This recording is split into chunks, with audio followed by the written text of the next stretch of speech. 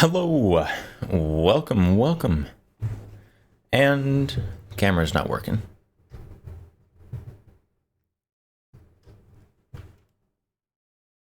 Hold on.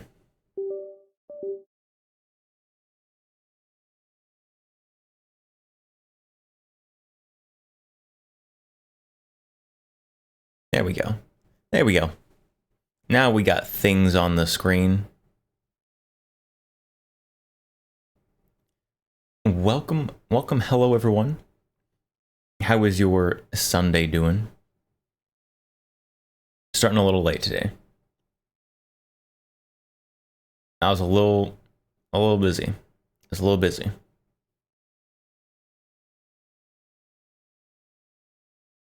The reason I was busy is because I was eating.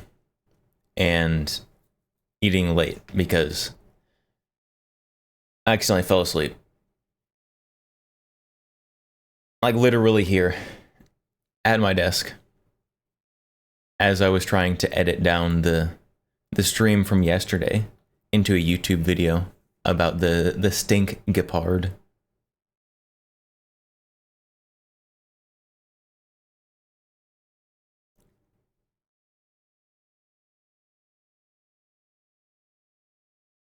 It's not ideal. Not editing down a stream into a YouTube video, probably the hardest thing ever when you are literally falling asleep.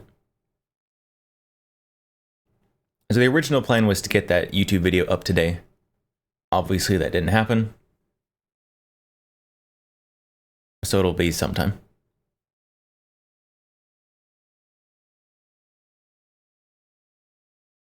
Yes, I need to say hi to everybody. Destructi first, hello, welcome. Megalum, hello. Mao, hello, welcome. Shago, Otto is peak. Otto's great. Not the Batfa, hello. Would you win for first place? A bullet cookie?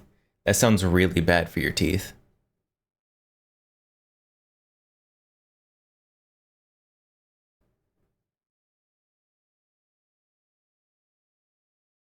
Oh, you know what I did forget to do?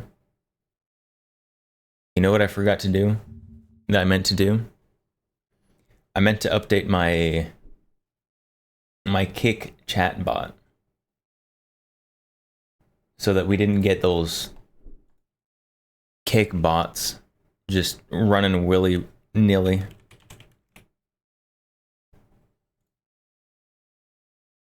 As far as I can tell, there's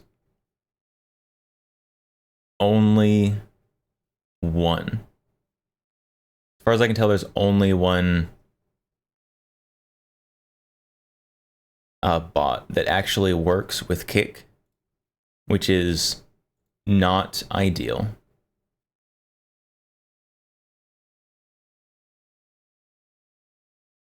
Protection against offensive words, forbidden words. See, what are the words that the bots use a lot? Community, viewers.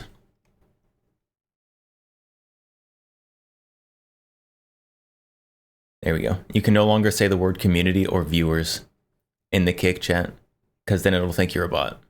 And I don't know what'll happen. You'll probably get timed out, at least.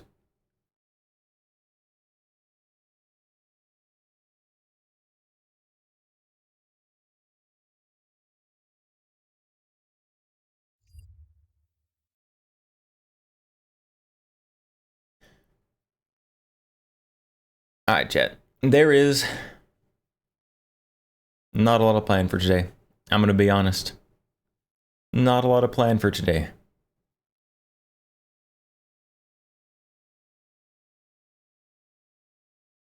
There is, however,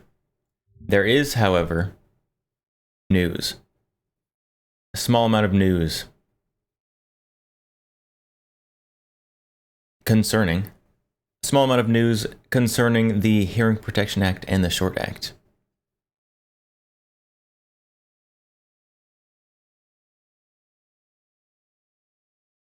Because I can call you a nerd. I'm gonna ban nerd as an offensive word. Instant ban. Typing the word nerd. I'm not doing that. So there is news. There's news, chat. Because, quick summary, the Hearing Protection Act and Short Act, trying to remove suppressors and short-barreled firearms from the NFA. It was originally added in the Big Beautiful Bill. And then it was taken out by the parliamentarian.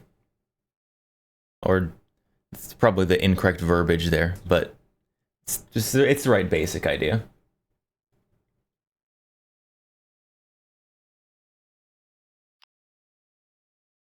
And now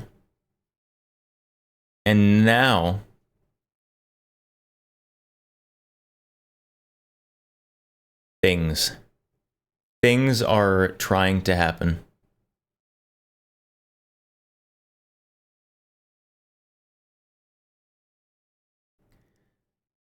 The Senate has been wildly obstinate and a bunch of cowards, not doing anything, not adding that stuff into the bill where it should be.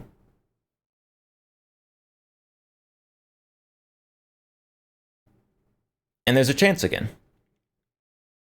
That's about it. There's a chance. Currently, it's still sitting at just reducing the tax from $200 to $0. Which is absolutely the running away with your tail between your legs coward win, if you can call it a win.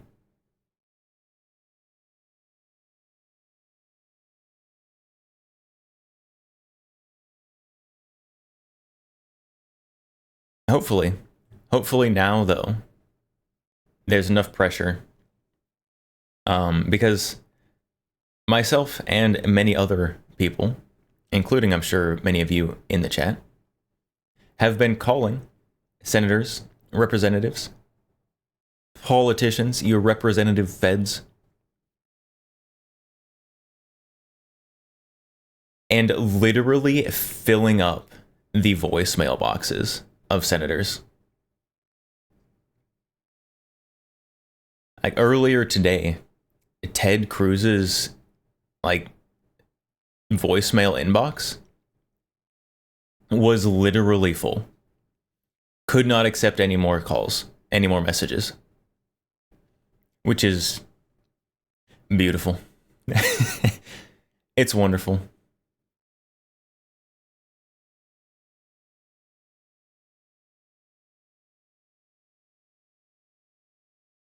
Thune's phone was full too, as it should be. If they don't re-add this to the bill, then they are basically committing career suicide. I don't think I have ever seen this many people politically active asking for something in my lifetime.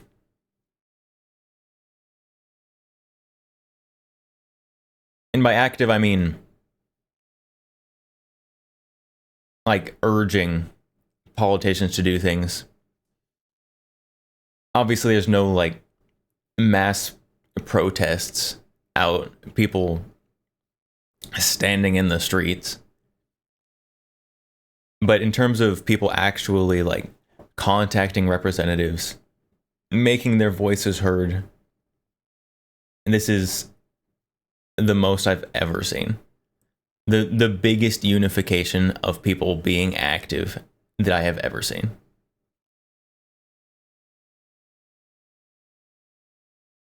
So they better listen. If they don't listen to this, then they won't listen to anything. And they should be removed.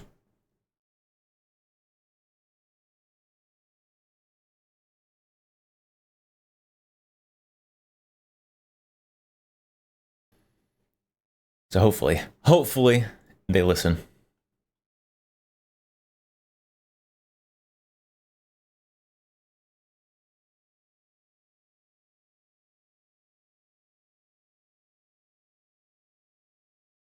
It's been like 15 minutes since I've impulsively checked the updates.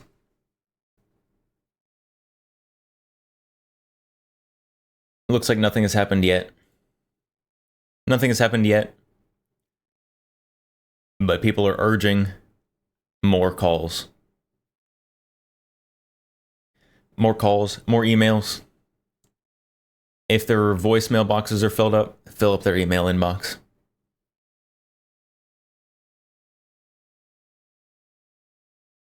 A lot of senators have online submissions too. You don't have to actually email them.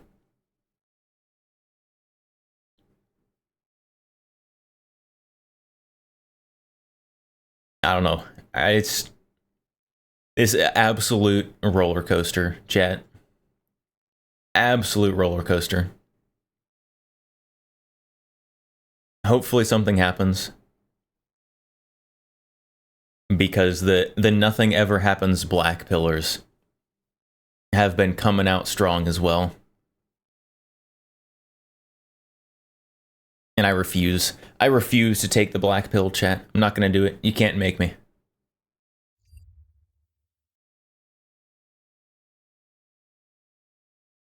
Something's gonna happen. There's something.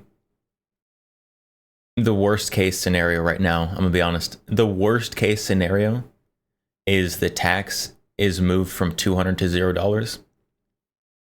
And when that's the worst case scenario, I think we're looking pretty good.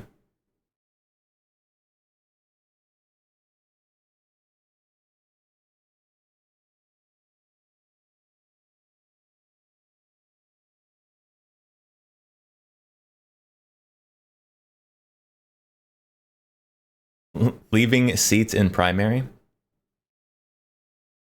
There's already people who are planning to primary their senators who are what's the word? They're already capitalizing on their cowardice in this situation to build themselves a platform.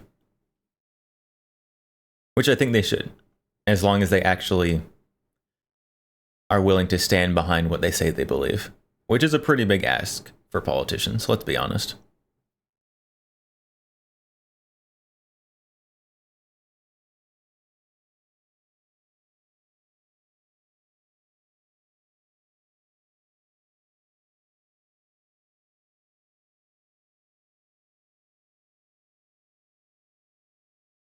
Worst case is also a commie as mayor of New York City.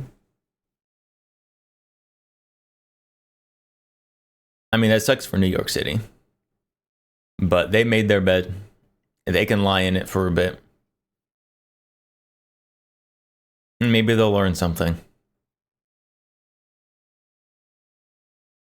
They'll raise the tax to $5,000 when they're in the majority next. They might try. They could try.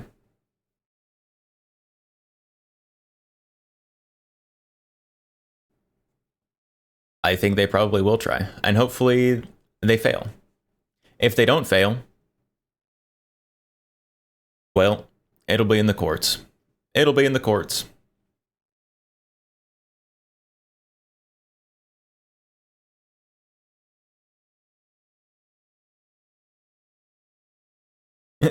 I'm honestly tired of living through major historical events. There's always major historical events happening, let's be honest. Let's be honest. What's a time period when there wasn't major historical events happening?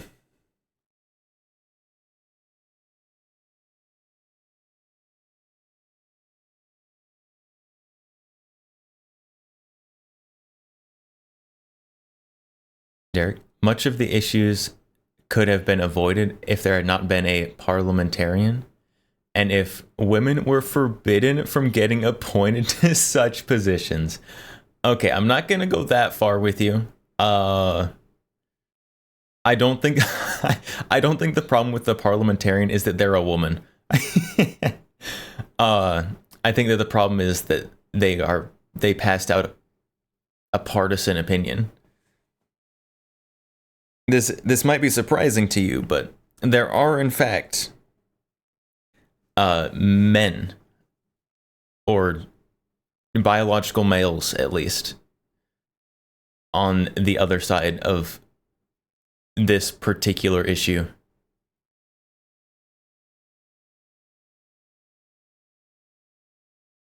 Wish the major historical events would be cooler.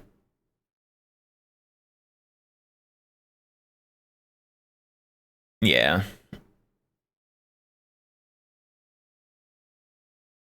I don't know.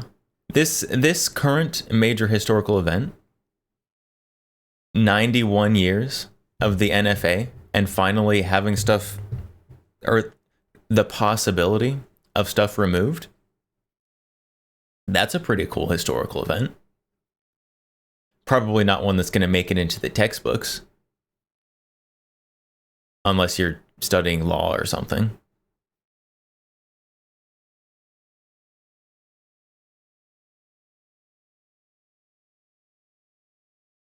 Shago, really want the NFA to be gutted?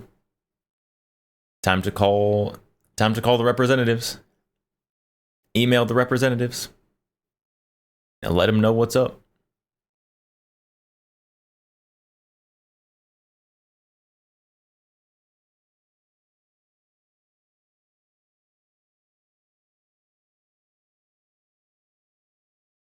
I definitely want the NFA gutted. Obviously, there's the constitutionality argument and the anti-government sentiments, which are all valid. And I'm not a huge fan of government. But also, like, I just want the cool stuff. I want the cool stuff. And I don't want to have to pay extra money for it. Because that's dumb. I don't want to pay the extra money. I don't want to go through all the hassle of the paperwork. I'm lazy. I just want the cool stuff. I'm not gonna be out here standing on a soapbox that I selflessly am protecting the Constitution. That may be a byproduct,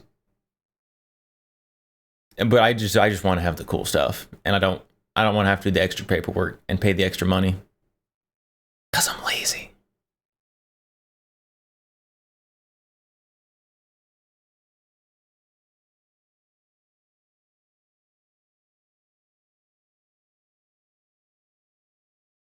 Shago, I don't like ink on my fingers personally.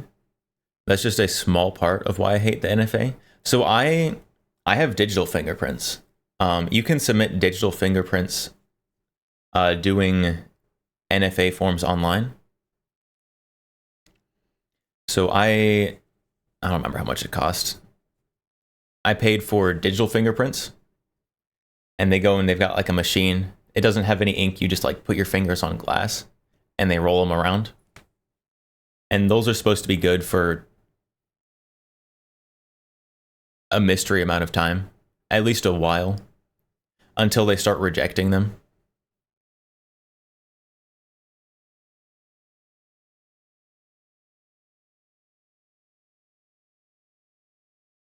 The only reason the NFA is not unconstitutional is because it's a tax. If the tax is zero, the constitutionality is also zero? No? What? A tax can be unconstitutional. Like, do you remember the various reasons that the United States had a revolution against Great Britain? One of them was literally taxes on paper. and press because they were taxing their First Amendment rights, even though the First Amendment hadn't been written yet. A right taxed is a right denied.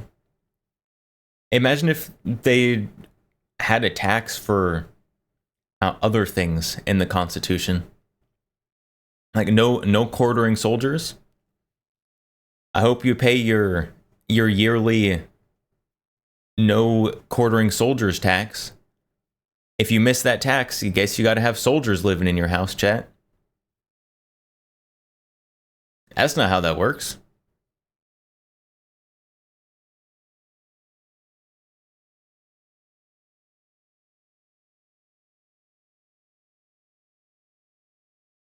It's not seen as an infringement because it's a tax. 1937 SCOTUS. SCOTUS has been wrong before. And they are wrong on that one.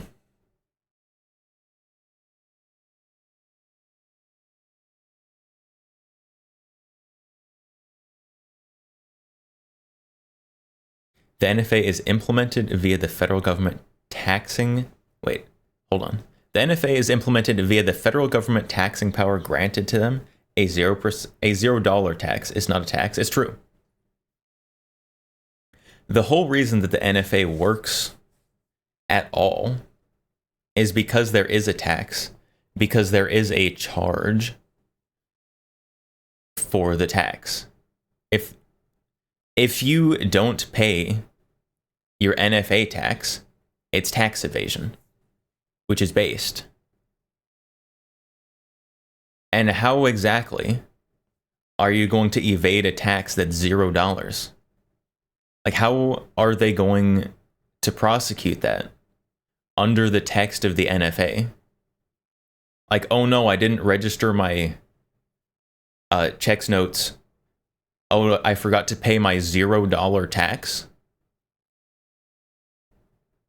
What? That's not going to stand up.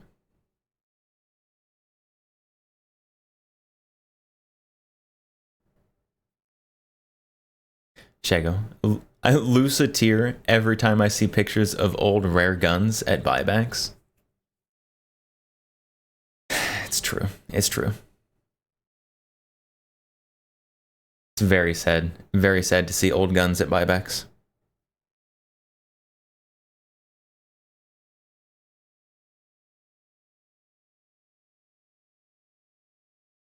I don't know if Texas implemented it or not. Deferhu7899 just followed on Twitch. Deferhu, thank you for the follow. Welcome. Right. So there was a law Texas was trying to pass. I don't know how far it got. I don't know if they passed it. Attempting to ban government funded gun buybacks. I don't know if it passed. I don't know if it's still being discussed or whatever. But that might be pretty neat. That might be pretty neat. Although then I would miss my chance to go and try and buy guns off people standing in line at gun buybacks.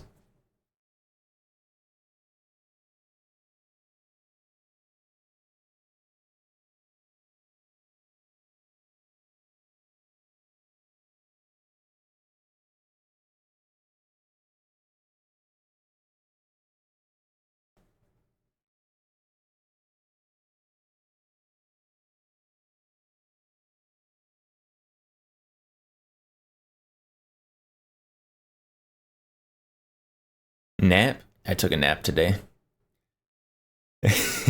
I did take a nap today.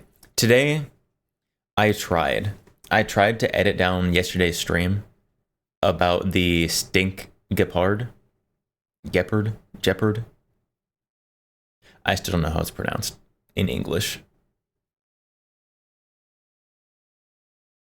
But I tried to edit down that stream into a video. The problem is I fell asleep multiple times while editing the video, just at my desk, trying to edit the awkward pauses and the filler words out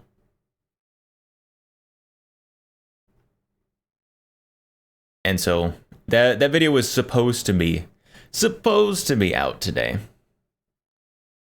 Obviously that didn't happen because it hasn't happened yet, and I'm now streaming. And you guys probably don't want to sit here and just watch me edit out a bunch of pauses and filler words from a stream into a YouTube video.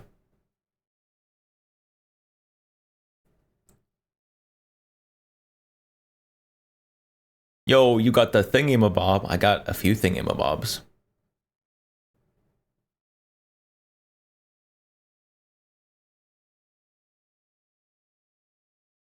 Shotgun looks like it probably weighs. It doesn't weigh too much. This shotgun, honestly, pretty light. Obviously, it's somewhat heavy. It does have 2 magazine tubes, which is, you know, a little extra material. A lot of this is plastic. So everything brown on this you see, and some of the black things you see, is plastic. This shotgun has a lot of plastic on it.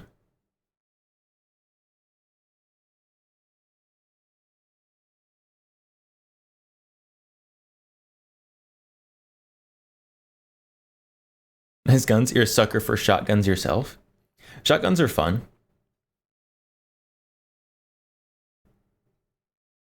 I think that in terms of design, shotguns are a bit less unique than a lot of other categories of guns, particularly rifles. I think rifles have the most diversity in design and operation. But there are some cool shotguns. It would be cooler if it worked like it was supposed to, but it's still neat. It's still cool.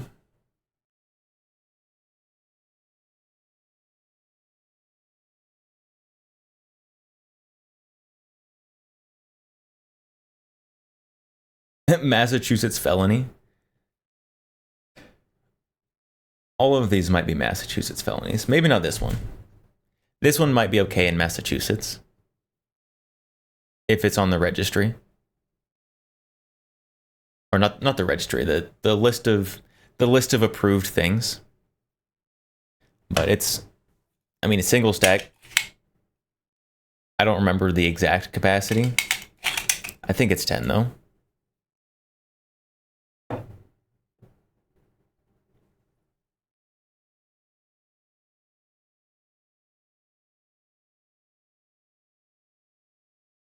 But I still love it.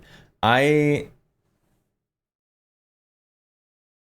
need to call. I have been meaning to for like since I've owned this gun.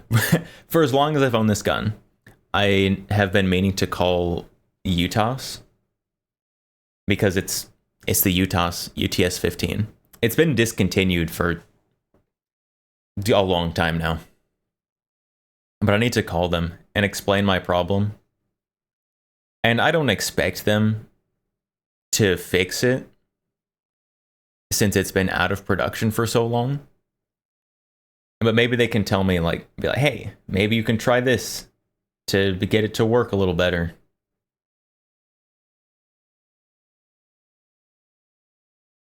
Probably not, though.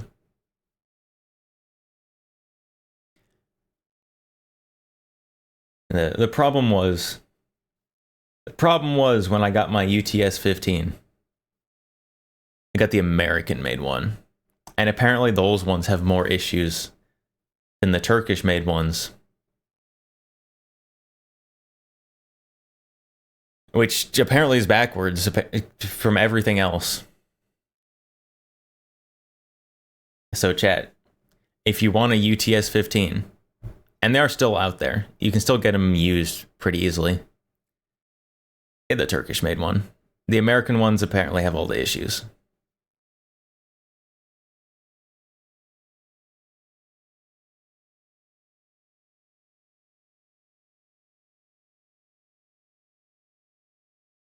Not in the BATFA. I wonder how much value is going to shift in the SBR exempted stock pistol market if the short act actually goes through.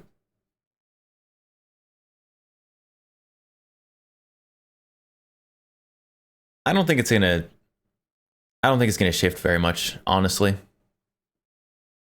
Because a lot of the guns in that category, the SBR exempt stocked pistols, are already like historical, like collector significant guns.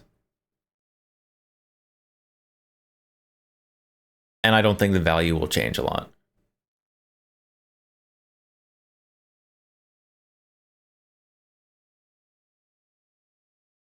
It's where normally the Turkish guns have issues. Exactly, it's what I'm saying. But to every rule, there's an exception. And this is the exception.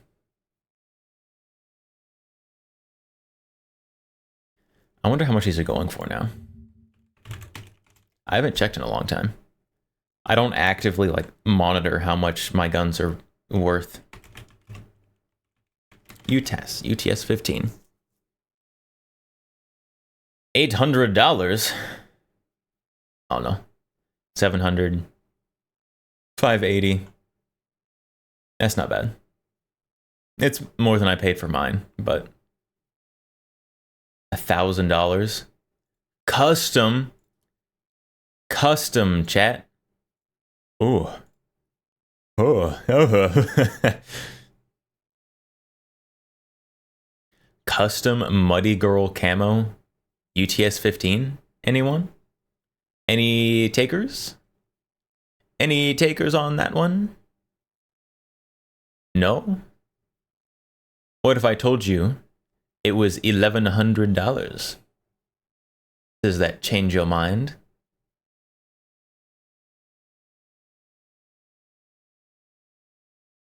No lowballs. I know what I got. That is exactly what this is.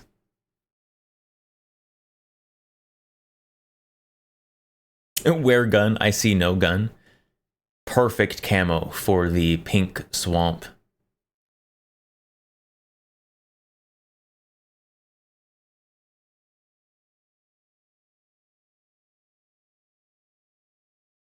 In terms of Muddy Girl camos, I'm gonna be honest.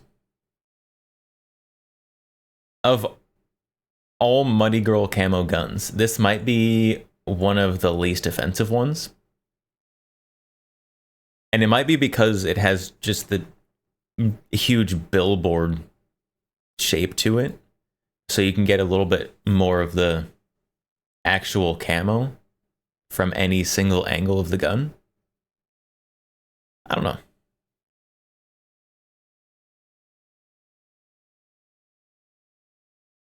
Mostly guns like the Mauser C96, Borchardt, Luger, High Power, etc. that have exempt status. Yeah. The cool old guns.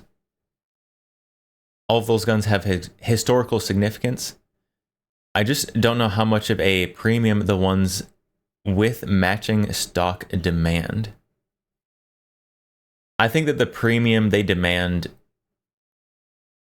purely for having a stock is pretty small.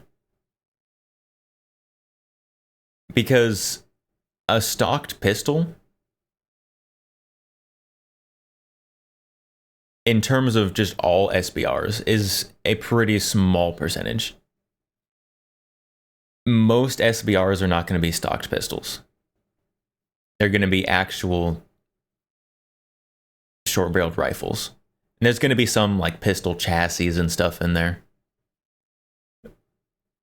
But even the pistol chassis are going to be more common than like the historical stocked pistols, or even a modern stocked pistol.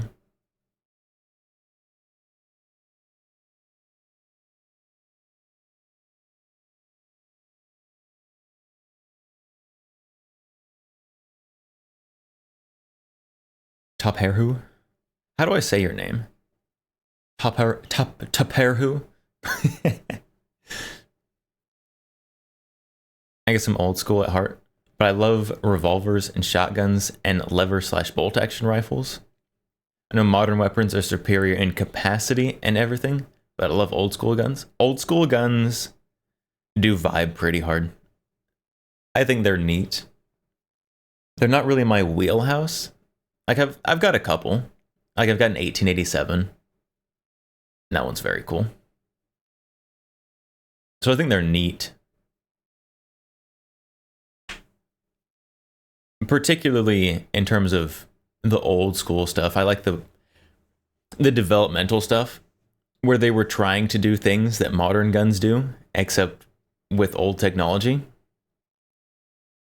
Unfortunately, those ones are just wildly expensive and often living in museums and particularly rich people's collections.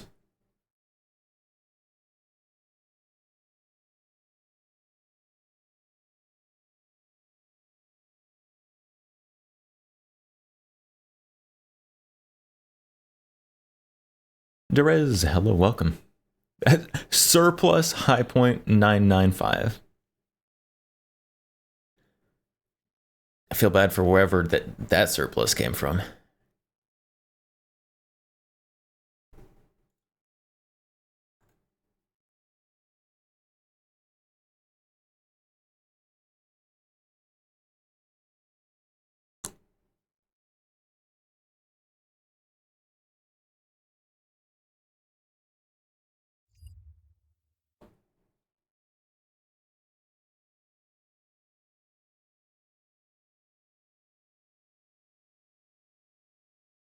Derez, been researching black powder revolvers. They piqued my interest lately. Oh no. Oh no. He just can't help but spend forever reloading his guns.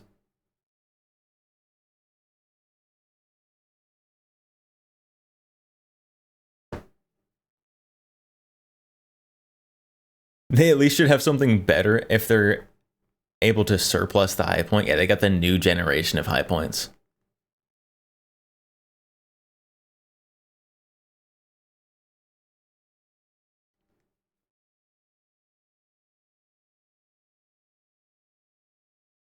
Have you seen the new video from Forgotten Weapons where he takes a high point carbine, adds a suit scope, British L85 flash hider, and bayonet, and other things on it? No. That sounds horribly cursed. Is that a new video? Videos. Forgotten Weapons?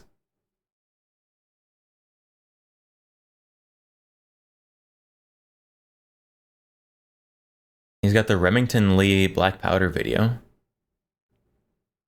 Ooh.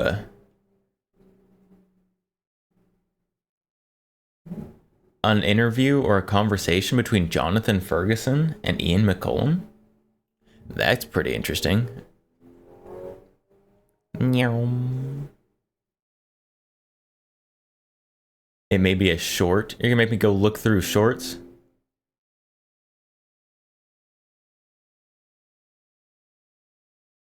New rifle for the UK.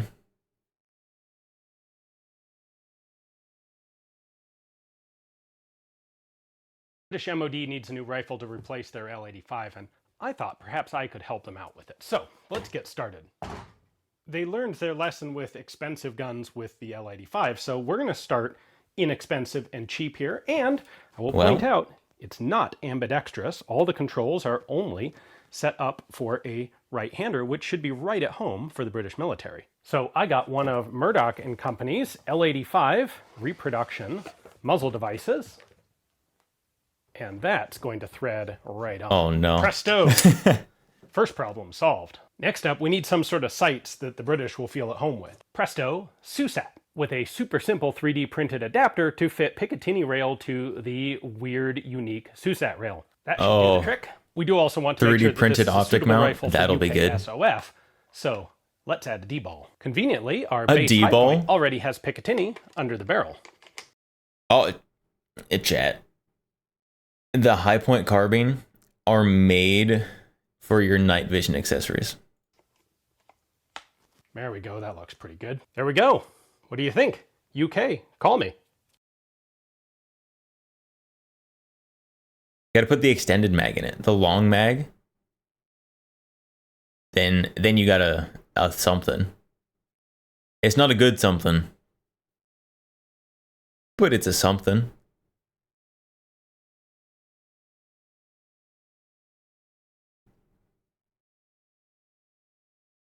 I'm a lefty, so boo this man. Ian is also left-handed. Notoriously left-handed, and often complains about things that are made for only right-handed shooters.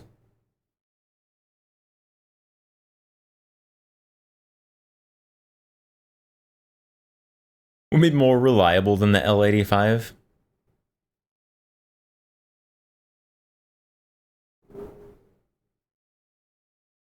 Maybe, perhaps. French 32 long.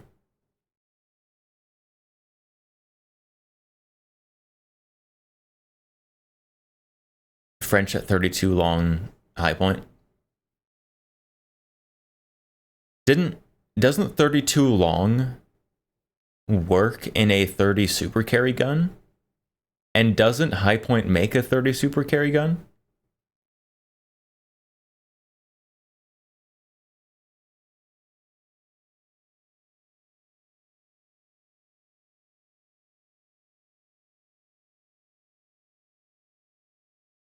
I think so. Maybe haven't tried it. Well, now you can. You gotta go buy a 30 super carry high point and try to shoot 32 French long in it.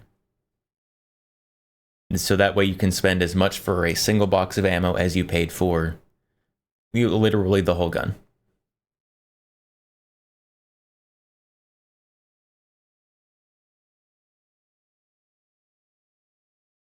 Check, I really want the high point AR. The high point AR is a fantastic meme gun base.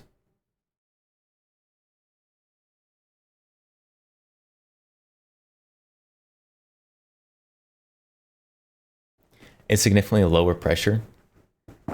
Even if it fits, it might not cycle.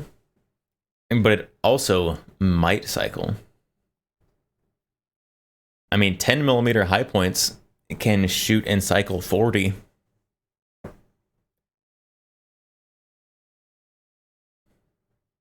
So it's not impossible.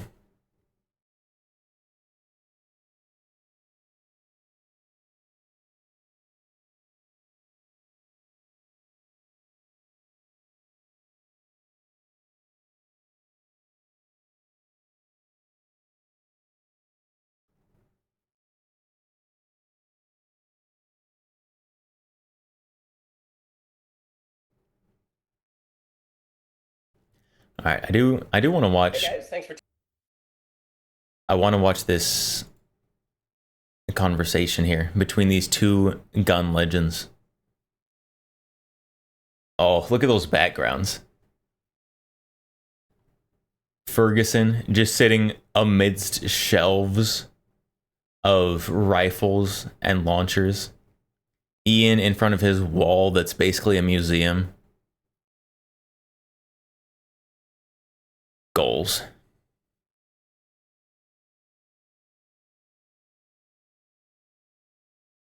Move over Poverty Pony and Poverty State. High Point is the new poor man's AR manufacturer. Have they released it yet? Has High Point released the High Point AR?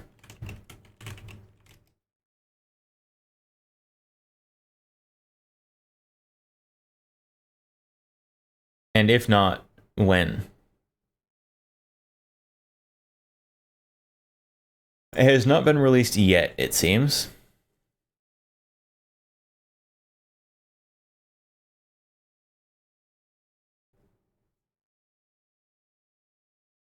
Oh, maybe it is. HP-15 rifle.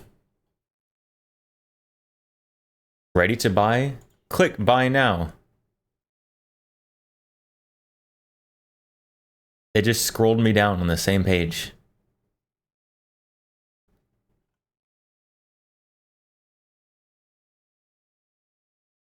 Okay, well, it may or may not be available. It's on their website, and they make it sound like it's available.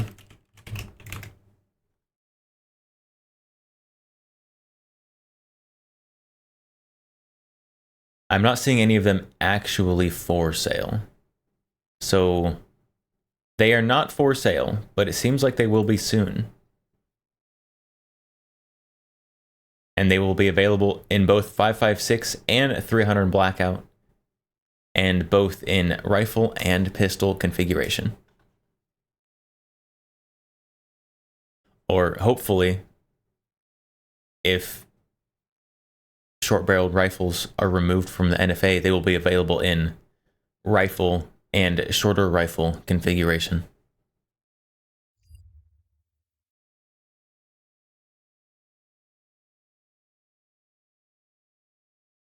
Truly, High Point has peak web design. High Point's website is so bad. All right. I want to see this conversation play. Hey guys, thanks for tuning in to another video on ForgottenWeapons.com. I'm Ian McCollum, and Hi, Ian. Being very generously joined today by Jonathan Ferguson. Hi, Jonathan. Keeper of, oh god, I don't have your full title memorized like so many people do. This is embarrassing. Shall I? Yeah, so the actual title is just Keeper of Firearms and Artillery. Kind of does what it says on the Keeper of Firearms and Artillery. That's a pretty cool title.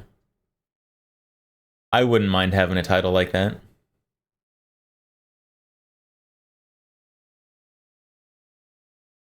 Is this a new video? Yeah, this came out today, 14 hours ago.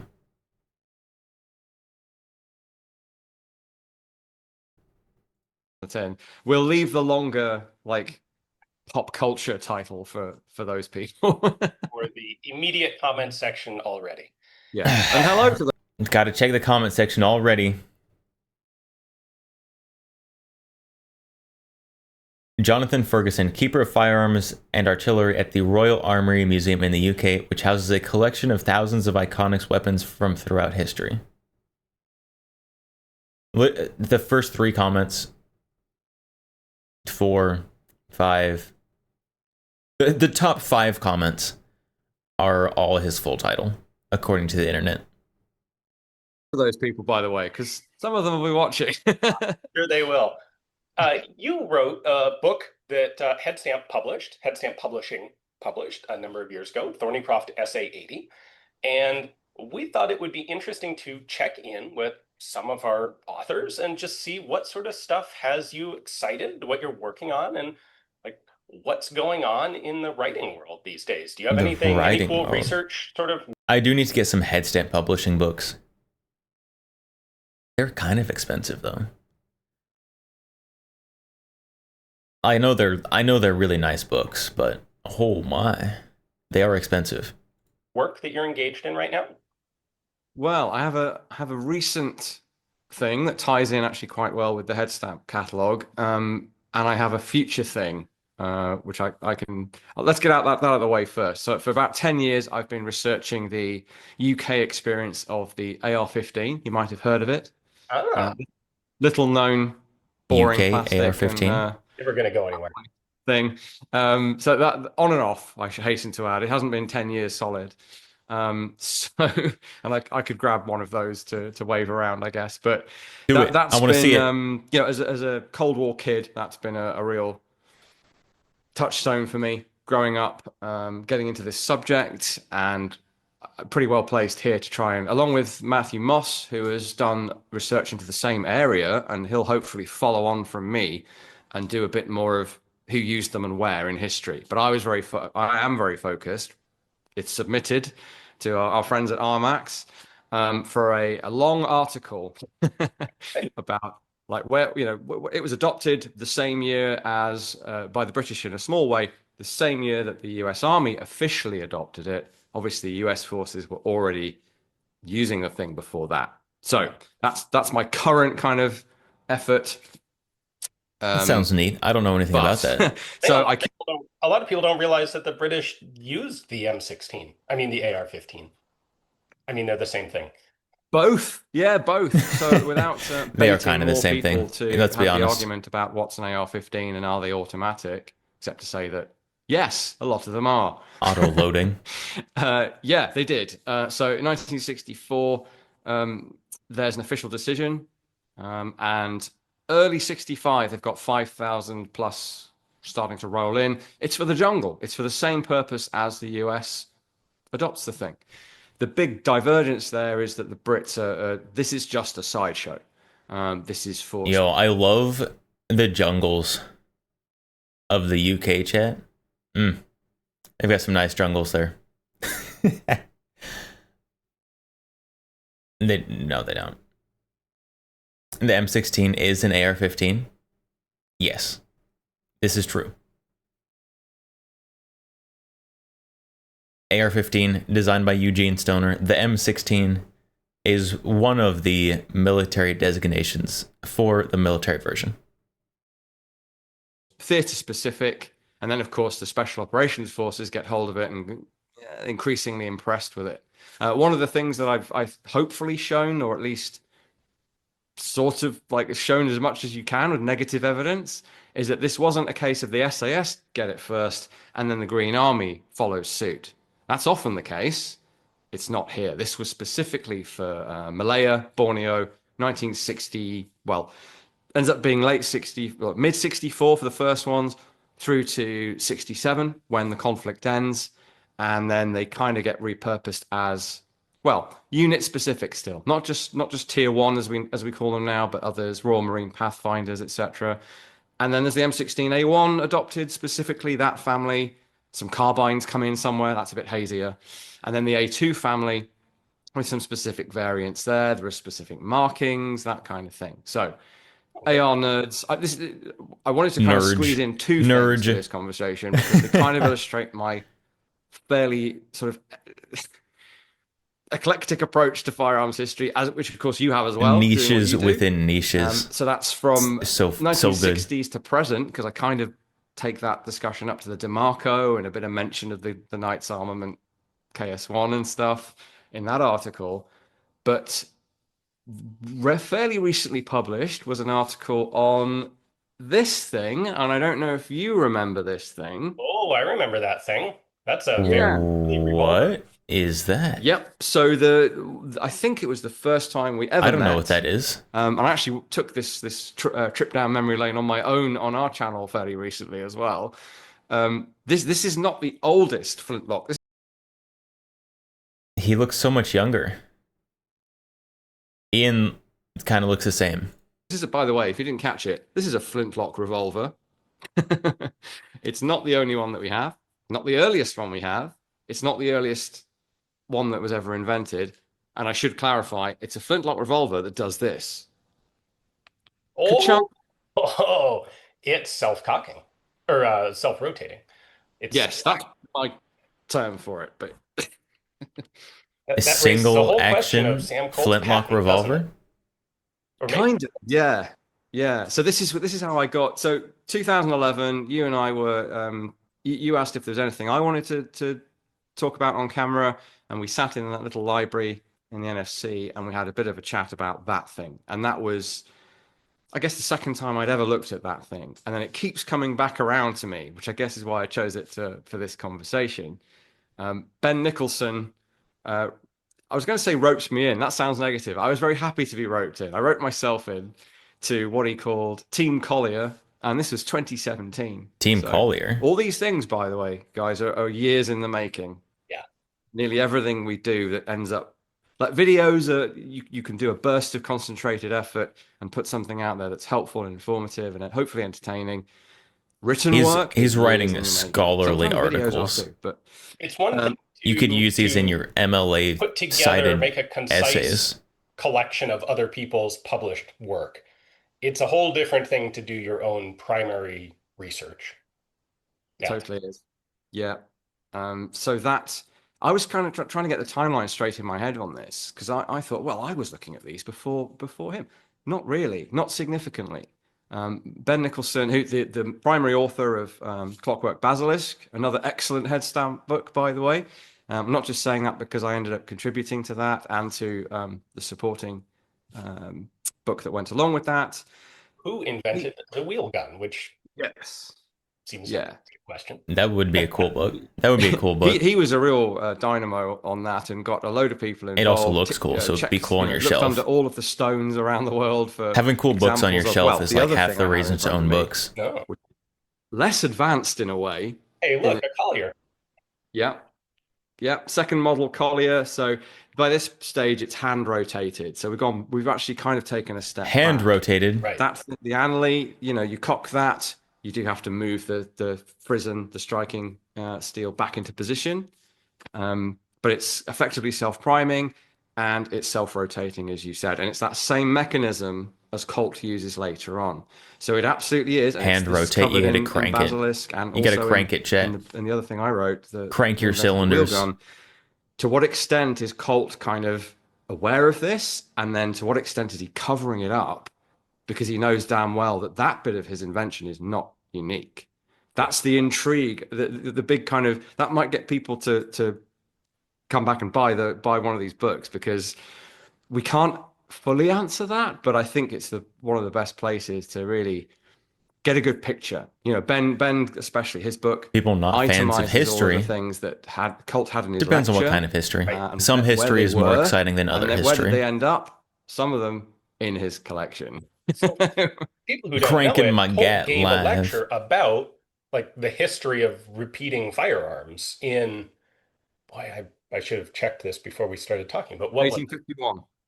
there we go, and covered a lot of the things that preceded him and kind of obfuscated the ones that might have been a serious patent threat to him. Yeah. It's not so much, I think, Well, that the temptation there. It's good to know that it's not new, that Some people are wanna just go all the way, like go hard, reusing and get stealing other the people's boot in on designs. Colt and say he just ripped this stuff off. I don't think there's any good evidence that he actually had hands on this type of mechanism before he came up with his own. Right. But I think he tried damn hard to make sure no one found out about it, because it would have invalidated his patents and it would have made suing other people to protect his patents impossible.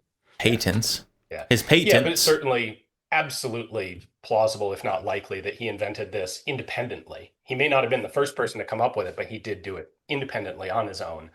You know, This isn't the internet. How do you find this sort of thing if you aren't a wealthy arms magnate that people just bring things like this to? Mm. The other thing, of course, is there wasn't much interest in this, not like there is now. There wouldn't have been people to kind of call him out on that. The stuff that was at the tower, for example. So our earliest self-rotating stuff at the tower revolver, which is the earliest self-rotating Colt-style handgun revolver pistol in the world, as far as we know, that was at the Royal United Service Institute, somewhat hidden away from the public eye, or at least anyone that might care enough to connect what he was doing with that thing. Other stuff was at the tower, not really probably What on is the public display tower? either. So it was easy for him to just. Colt has like, struck he the may have tower. heard about some of these things, but all you What- got to do is not what's jump the tower? on a ship for a week to go and look at it and go, oh damn, they beat me to it, and no one else is probably going to worry about it at that time. Yeah. So is there anything specific that you're doing in regards to that particular revolver right now? Like what sort of digging are you doing? Well, I think I'm done. I think He's with done? the publication of that article. He's done digging. So that's ended up. That was so the pandemic got in the way of that one. So looking at it back in pandemic. 2011 a bit, and then I did an article The on the pandemic Daft, is old news probably now. by John Daft. We're not sure. The earliest one, about 1680, that's on display here in Leeds. But very few people will have read that because it was an auction catalogue article to kind of help promote that and for interest for people who went to that auction. Then the two books with you guys, and then this year finally managed to get my arse back in gear and do the definitive article on this little thing. Trying to loop back in What the other is stuff. that So it was kind of helpful little in a thing? way because I'd learned stuff working with Ben Flintlock and with revolver. you guys, and It's hopefully huge.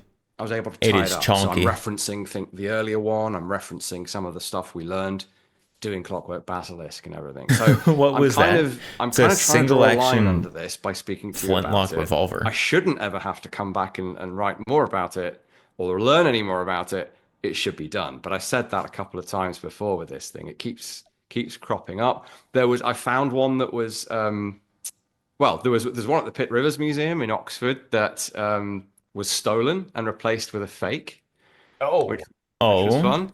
I oh, intrigue. Yeah, before my time, I hasten to add, and I was nowhere near it at the time. You can't prove anything. And it's definitely not in your apartment. you can prove whether or But not it's in his apartment. that's almost the pair to this one. So Okay. it's almost identical, but not quite. Missing the lock, got recovered, and so now they have the fake that the forger made to try and get away with. That gives you an idea of the lack of serious interest from researchers on this type of antique, this type of technology. If someone forged one of these in the UK, You know, they thought they could get away with a really crude copy of this thing. stole it, and no then there one was another one noticed. that cropped back up a bit later on. This delayed that main bit of research I was doing until after Basilisk was done.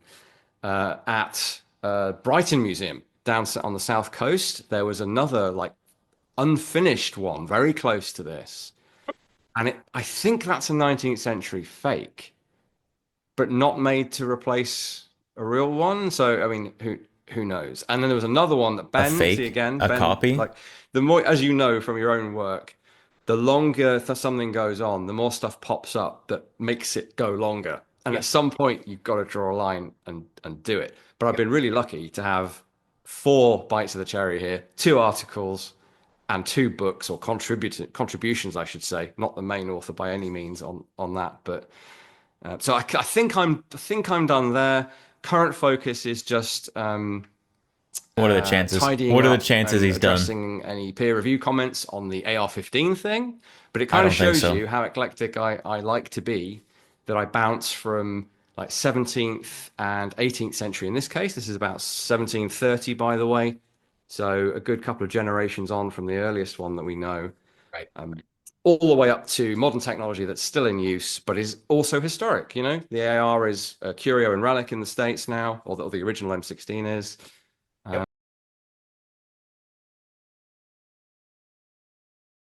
Oh no, it is.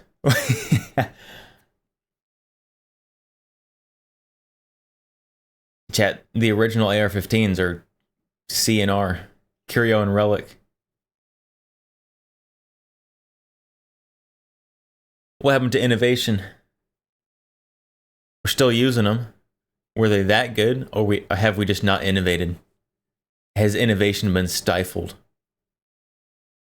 I don't know. I don't know the answer to that one. And I just find it like I think I'm the right kind of vintage to find that historic and not think it's too modern. You know, a lot of guys that are into this antique stuff don't really appreciate the modern stuff, or they see it. Brass cartridges. I don't know about that. A brass cartridge. Yeah.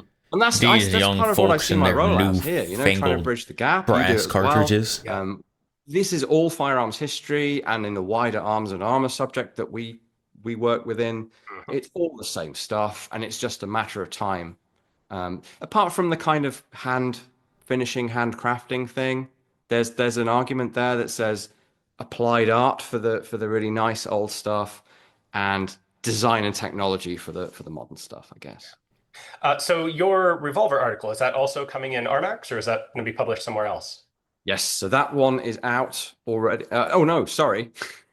Out already? Not That out is already? not true. That one is in Arms and Armor. So that's the Royal Armouries journal. Okay. And that one is out online. And if you subscribe, you will have had a hard copy of that fairly recently, I think. I hope.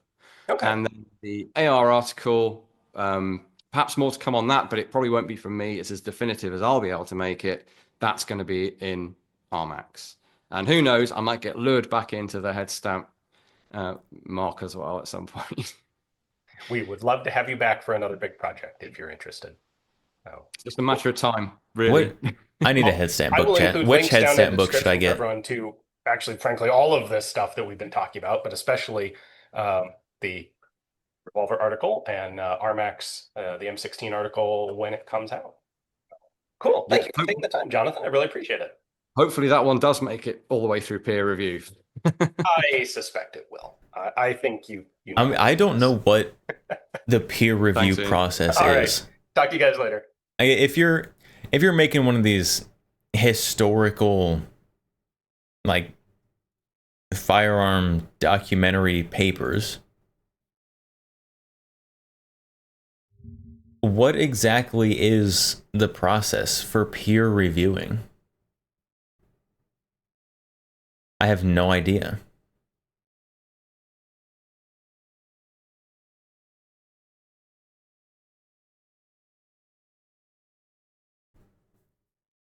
It's probably something I never will know.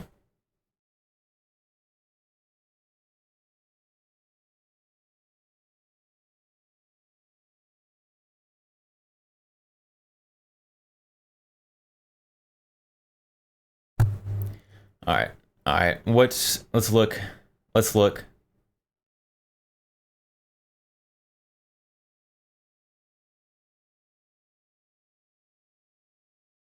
Headstamp publishing books. Publishing. HK. Volume 4 HK. Are they all $120? Oh, this one's sold out. Volume 3 sold out.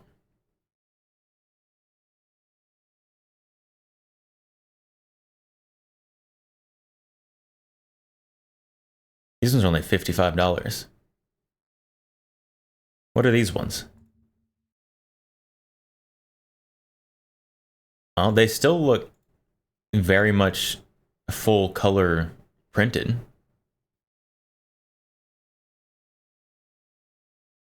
History of small arms made by Sterling Arms Company. Winchester Arms 1895. Firearms of the Texas Rangers. So it's got like 3 parts.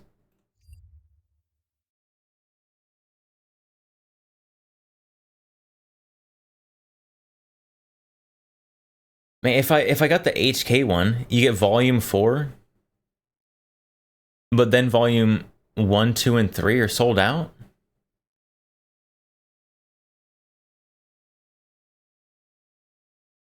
That is a good looking book, though. That's a good looking book. G11 spotted. G95. 556. What's the G95? The price is, it's a $120 book.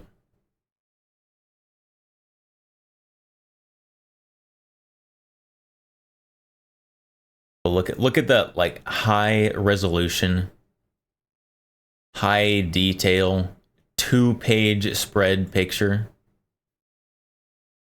XM8 with the underbarrel. Oh. I don't need to buy the book. I can just look at it all here in the preview.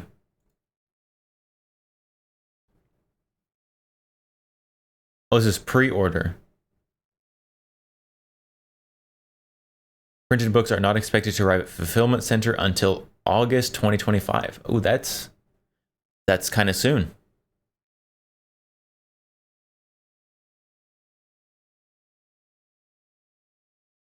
1911's sold out. Vickers Guide AR-15 Volume 1.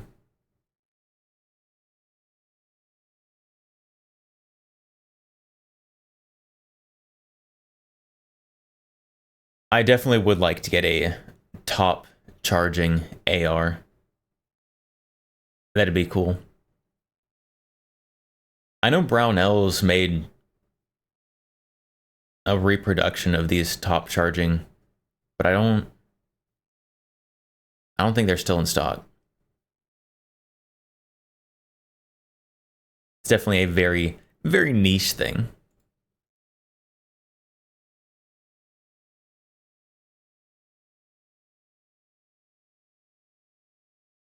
Oh, you get all the different models. How many pages is this book? It's got to be 672. That's a lot of pages.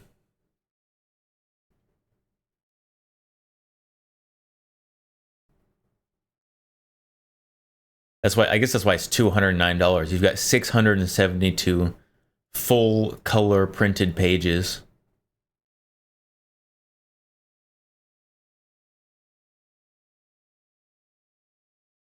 "13 inches wide by 11 inches tall." That's large. That is a big book.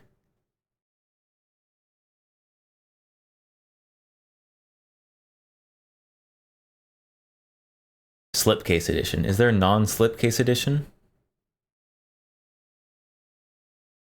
Like, if I'm looking for the budget option, 140, 49, $150. You get the non-slipcase edition.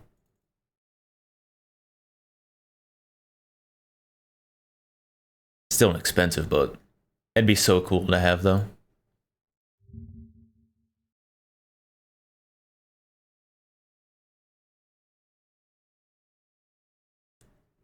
Isn't Vickers so high quality or nothing? I mean, it looks like a very high quality book. I would like it. The problem is, and I'm pretty sure Gotcha has told of his experience ordering some of these large, expensive books. They're very easy to get messed up in shipping.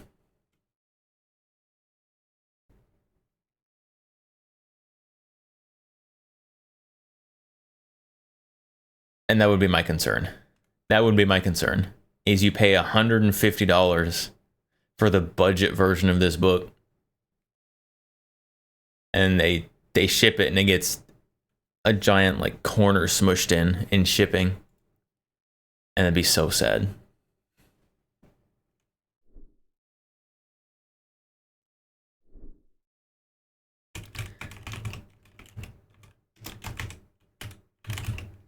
See, the Brownell's top charging AR.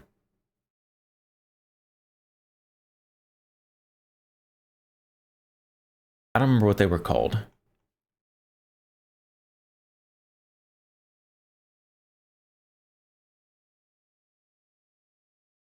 They made them though. The Brownell's BRN 601.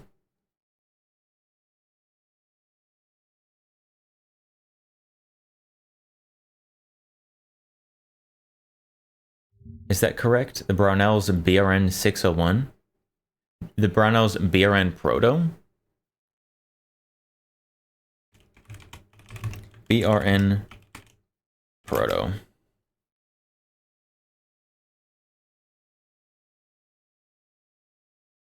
Brownell's BRN 601. Oh my goodness.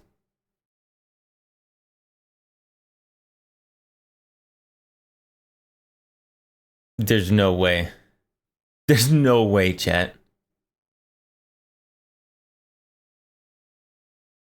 BRN 15 Proto. Armalite serial number 3 retro project. Description. BRN 15 upper. There's no way. I guess.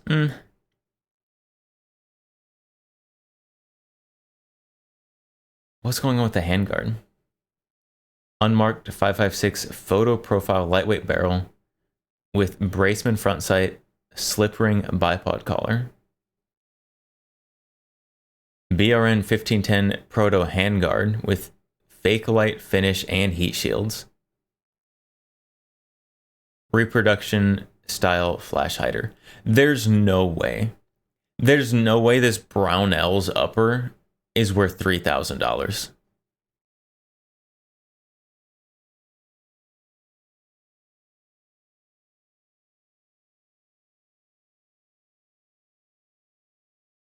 That is absolute insanity.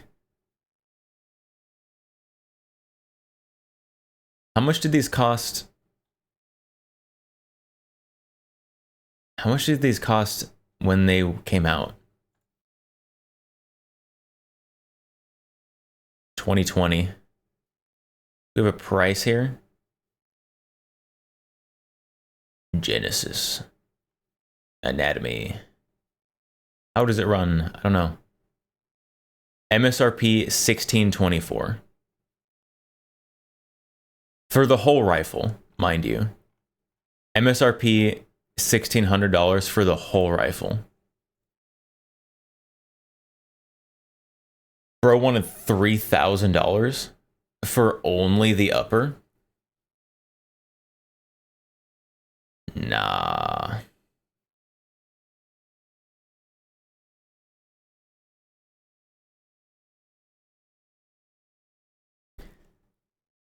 I would like Brownells to remake these uppers again. Or just the whole thing. That'd be okay too.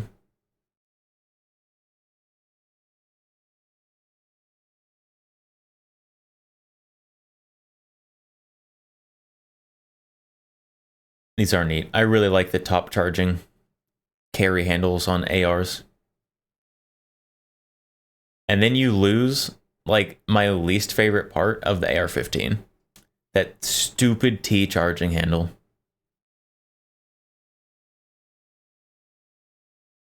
I think, I'm gonna be honest, a modernized AR, a modernized top charging AR could go pretty hard. I'm just saying. Drez, guessing Brownhouse has a patent on it? How do they have a patent on something that they're reproducing from like 50 to 60 years ago?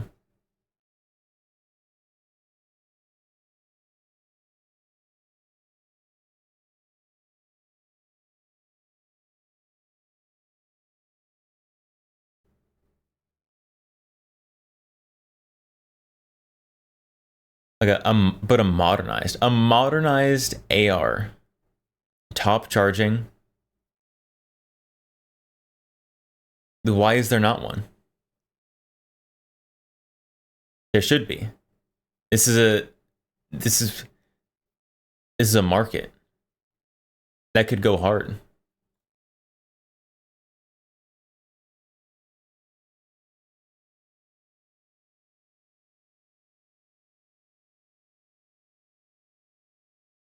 Oh, here we go.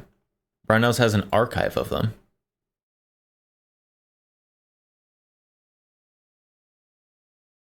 The retro rifles. Yeah, the BRN 10A 308. They made a 308 version. 10A and 10B. The Fake-A-Lite and the black. Honestly, I probably would go for the black over the Fake-A-Lite. Because this just looks like flat brown plastic. The Proto. BRN 601. So that is different. Still slick side. BRN 16E1. No longer offered as a complete rifle. Can you get it as parts? No, this just takes you to generic Brownells parts. BRN 16A1, BRN 605, BRN 177E2. That's it. Bring these ones back. Bring back the top charging, please. Please bring them back. I think they're cool, and I want them.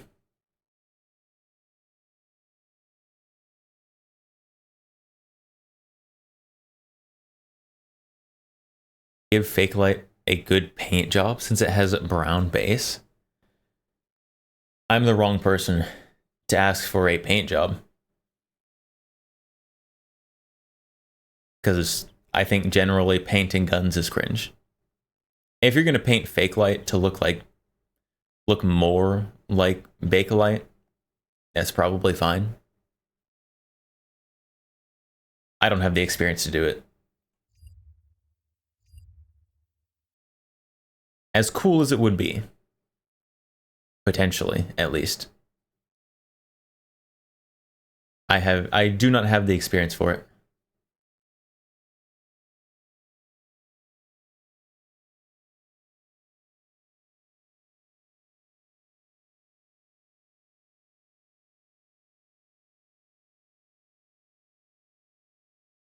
All right, chat. It's been like an hour or maybe only half an hour since I have compulsively checked the status of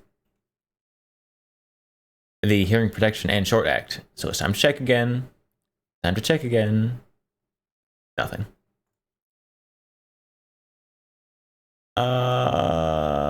Nothing. Nothing.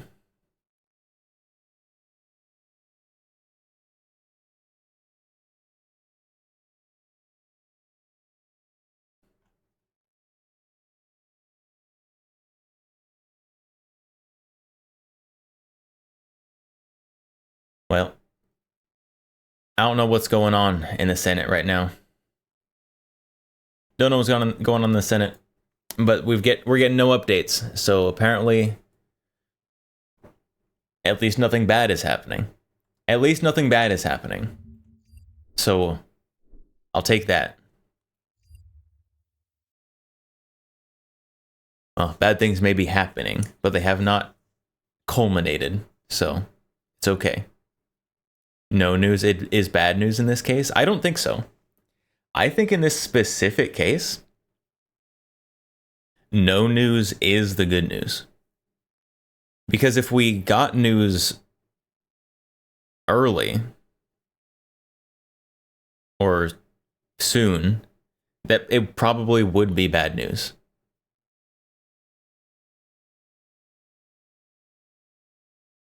And there was the Trump post telling them to overrule the parliamentarian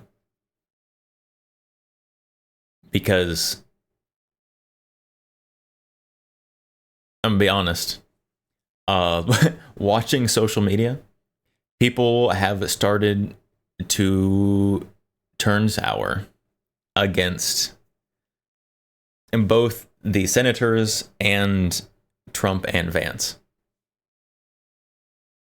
There's a growing sentiment of people are making compromises in order to try and push the bill through by Trump's showy deadline so he can sign it on July 4th and make a big deal of it. And so people are making compromises in order to meet the time frame.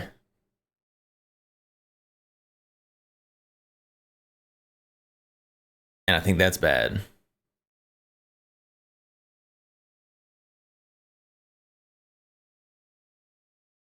Bad things happening behind closed doors. Sometimes good things happen behind closed doors. A lot of the times it's bad things, but let's not get too selective in our memory recall. Because you remember what happened behind closed doors? They added the Short Act to the bill. That happened behind closed doors. And that was a good thing.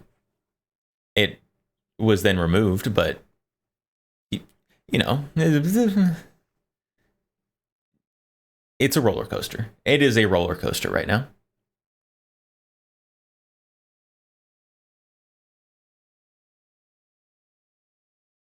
Ferocious.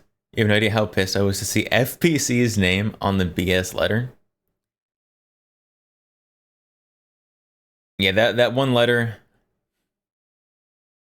about, like, it's, I don't remember the wording. It's probably still up somewhere if I wanted to go find it. But the wording in the letter about if they don't completely remove them from the NFA, then it's still a win and we should still be grateful. And don't get me wrong,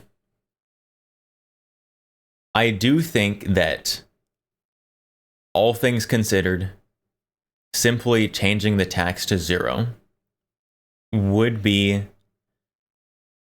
a minor victory. A minor victory.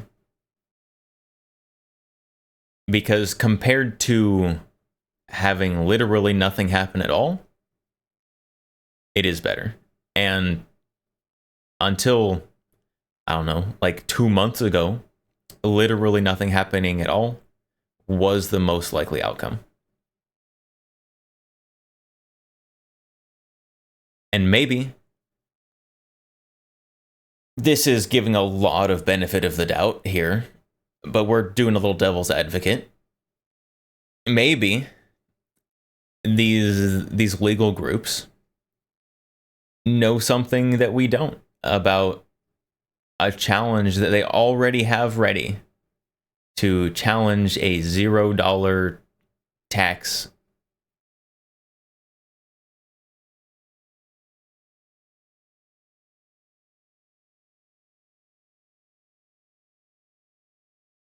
I am sure there are so many legal avenues to challenge that, because that is entirely ridiculous. Like, oh boy, come here, citizen, it's time to register your tax. Oh, how much is the tax we're registering? $0.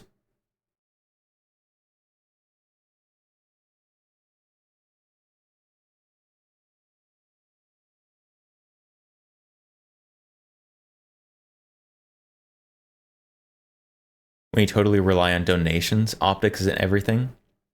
And that was terrible optics, especially for FPC. FPC's whole deal is they are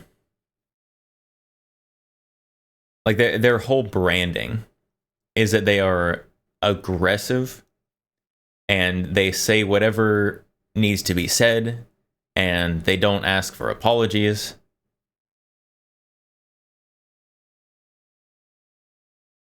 Except then they took the compromise and were like, yes, this is good.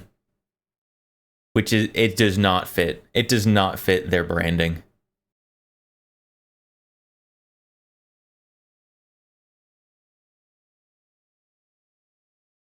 Now, I'm gonna be honest. Like FPC, they do a lot of good work. But their branding is a little crude.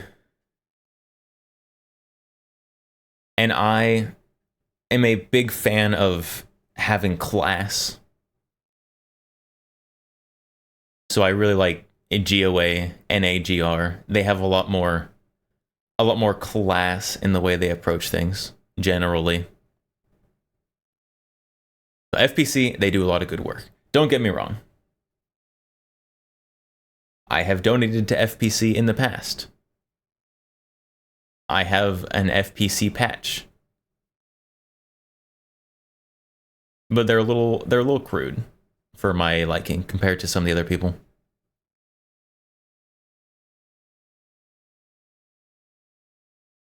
What if it's 200D chess and they want to rile us up and call more? Honestly,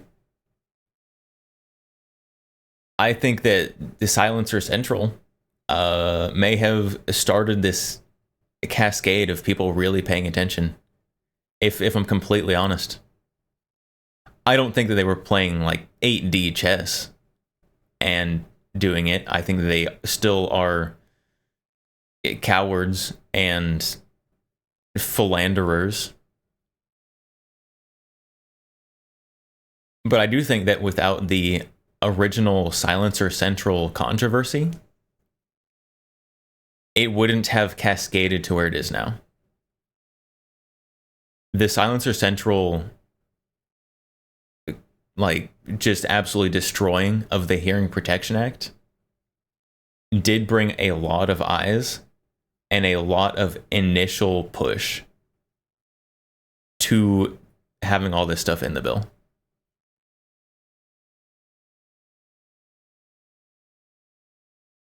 And people are still absolutely roasting.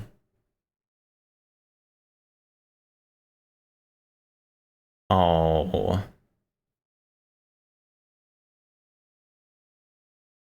The message still showed on stream. I wanted the bot to snatch it before it was grabbed by the chat shower.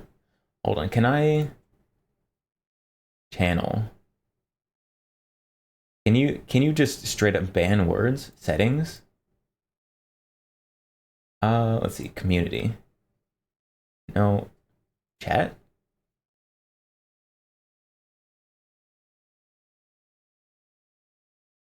access. I've got a lot of people banned. I've got a lot of people banned on Kick.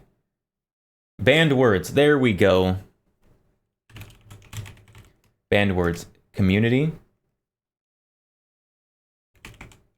Viewer. All right, there we go. There we go.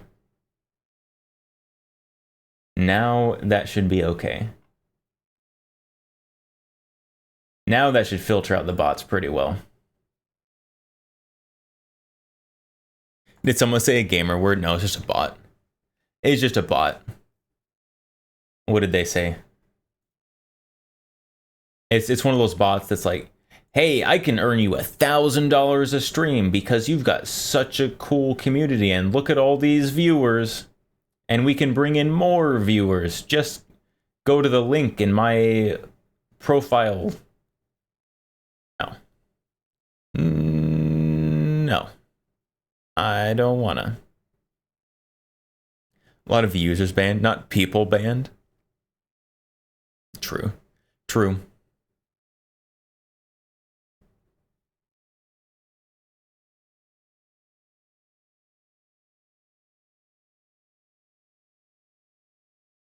That having those words, community and viewers, as unsayable words should stop most of the Kick bots.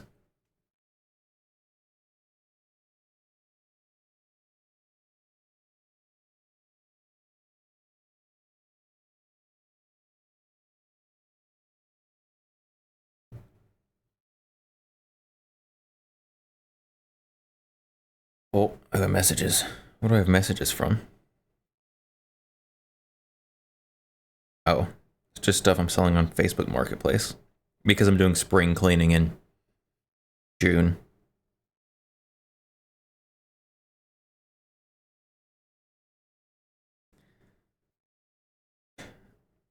Chat, selling things on Facebook Marketplace is literally the worst experience I've ever had. Okay, well, that may be an exaggeration. Selling things on Facebook Marketplace is so annoying though. Like you'll put something on Facebook Marketplace, be like, yes, $50. And then you'll get just a flood of people being like, is this available? $10. Is this available? $15. Like, no. What? No. It says $50. I'm not giving you a 80% discount. Go away. People are stupid. If you're gonna try and haggle, at least give a reasonable. Like if I have something listed for $50, it'd be like 40. You know, can you do $40? Answer might be yes. But don't give those insulting offers.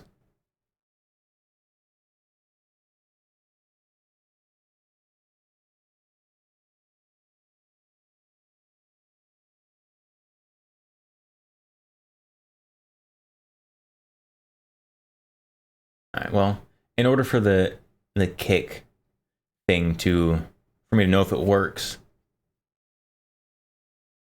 I need another bot. Where's the Kick bots? Where are the Kick bots now that I need to test things?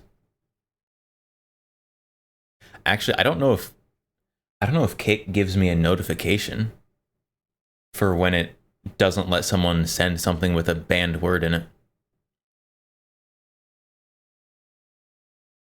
How about you give me $10 to take it off your hands?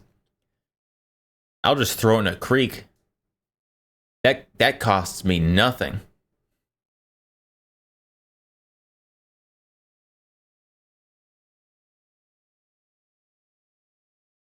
You can go fish it out of the creek if you want to. $10.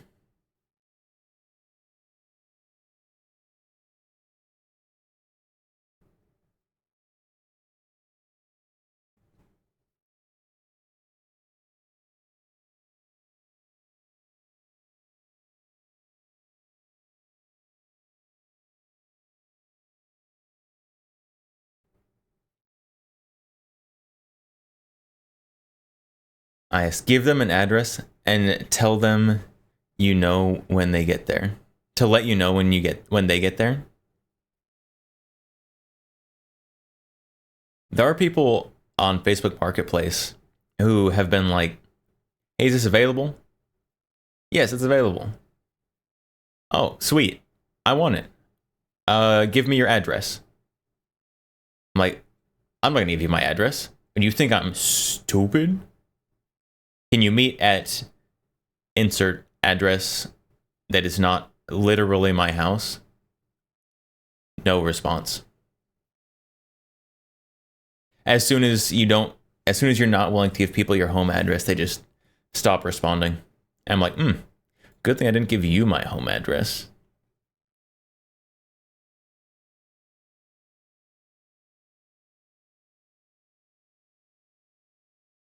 Tell them to find someone who will sell it to them for $10.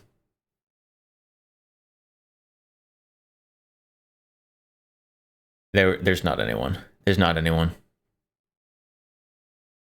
If I am putting something on Facebook Marketplace, it's because I want it gone. Like I'm not trying to like make money selling stuff on Facebook Marketplace. I'm trying to just like not literally lose money by throwing something worth money in the garbage.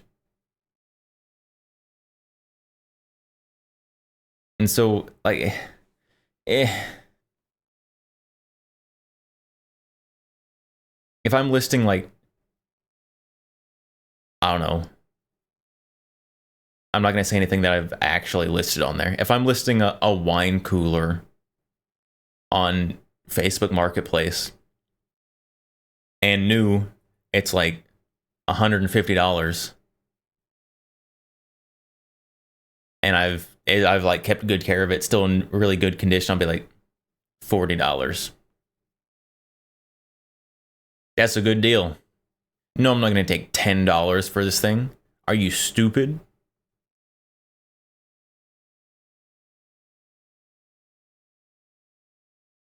And obviously everything sells. Like you just have to filter out the idiots who just, I'm pretty sure, scroll through Facebook Marketplace and just send literally everyone lowballs and hope they can get junk for their hoard.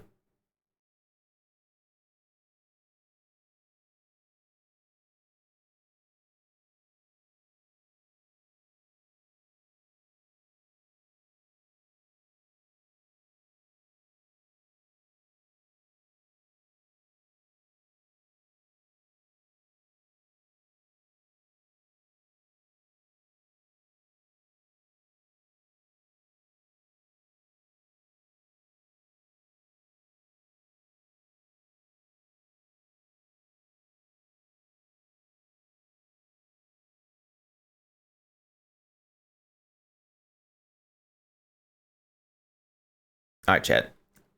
I'm just sitting here staring at you. I'm just sitting here watching chat. It's what streamers do, right? Streamers sit there and they look at chat, like, poke with stick. Do something. Chat, do something. I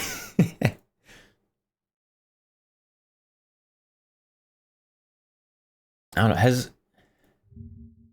I keep waiting for more gun news.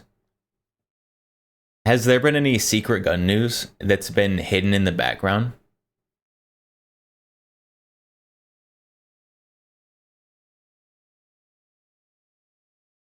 Oh, there's a TFB article. A TFB article about the big, beautiful bill. TFB, Guns Not Politics, is getting into the big, beautiful bill. We might have to look at that one. What else is there?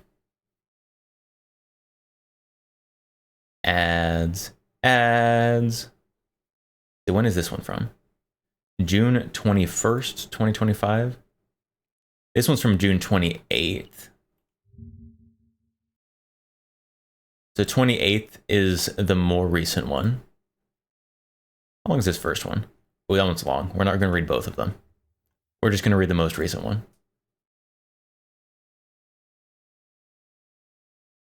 You want a video of a dude tricking out a PSA crank? Good ASMR? Sure. What do you trick out a crank with? Like, I feel like ideal crank build is a folding stock. And then you've got your perfect crank. Ferocious. I love GOA's post from 7 hours ago saying why getting $0 is a win, and then proceeding to say why we should still be forcing the full axe through. So okay, hold on. Let me pull up the post. Oh, what a wonderful picture to open Twitter to. I'm glad I wasn't sharing screen for that one. Where is it? 6 hours, 7 hours.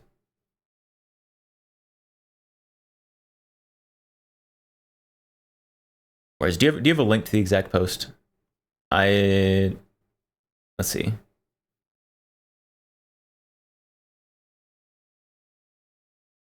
"7 hours. GOA is doing everything in our power to fight." Is that the one? Oh my goodness, this is a long post. Holy. That one was 7 hours ago, though. I don't think I saw this post. This is a whole article.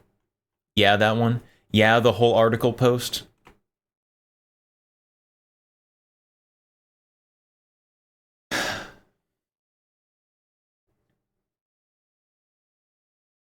Is this the same one? Yeah, that's the one I got. I was hoping it wasn't that one. Because holy long article.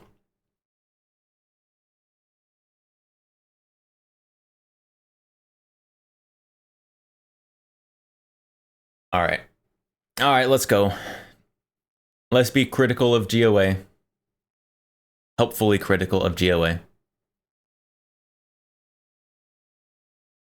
Attention gun owners. When was this? 3 p.m. June 29th. That is, in fact, today. Attention gun owners. GOA is doing everything in our power to fight a two-front battle to restore your rights on the One Beautiful Bill Act. As the Senate is moving revised $0 NFA tax language, GOA is still fighting to fully repeal the NFA excise tax on silencers and short-barreled firearms and to eliminate federal gun registration. But there is a lot of misinformation and bad strategy floating around, which we must correct.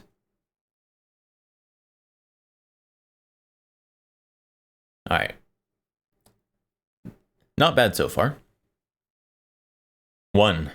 Foremost, GOA is fighting the parliamentarians' ruling. Elizabeth McDonough should be fired. And if Leader John Thune will not fire her, her non-binding advice should be ignored and overruled by Senate President J.D. Vance or President pro tempore Chuck Grassley. GOA is pressing for both of these strategies in the Senate.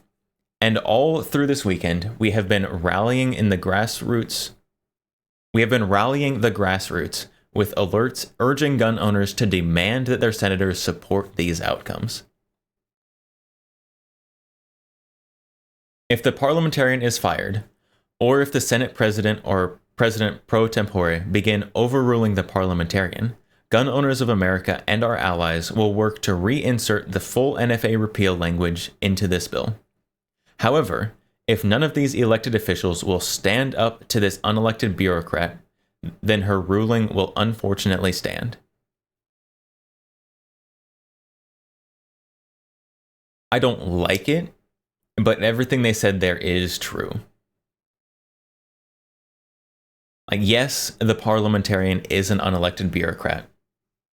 But if no one is willing to stand up and do anything, if they're willing to just let her have her way with whatever rulings, or specifically this ruling, because they have overruled other things. Thanks, Crenshaw.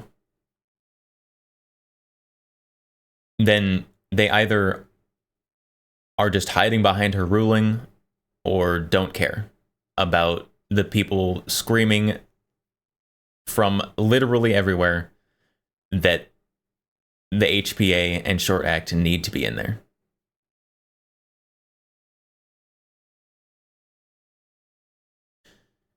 Two, in the interim, while the parliamentarians' outrageous ruling stands, we are also using the Senate rules to gut the NFA as much as possible. Gun owners will remember that when the fight was in the House, we demanded that representatives go further than just reducing the tax to $0. We worked for drastic gutting of the NFA, and were successful.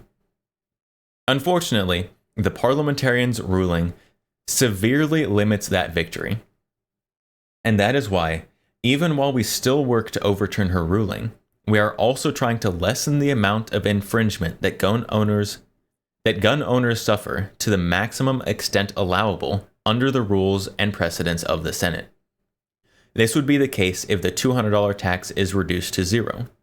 We will keep you posted as the bird bath continues. So I'm guessing that this is what's making y'all upset.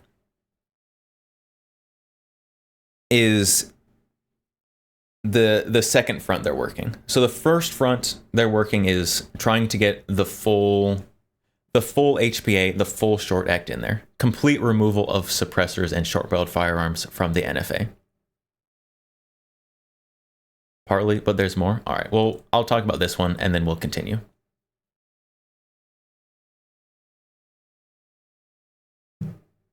You're not going to like this. You're not going to like this. I've said this before. If all that happened was that suppressors and short-barreled firearms, the $200 tax was reduced to $0, I still think that would be a coward's victory.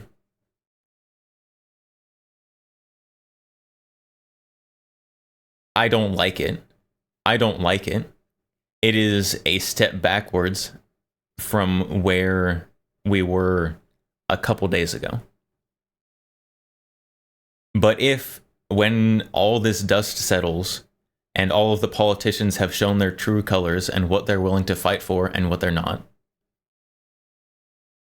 I do think that it would be a win, if for no other reason than because a $0 tax has so many ways to be fought in the courts, because that's ridiculous. Why would you register a tax that is literally $0?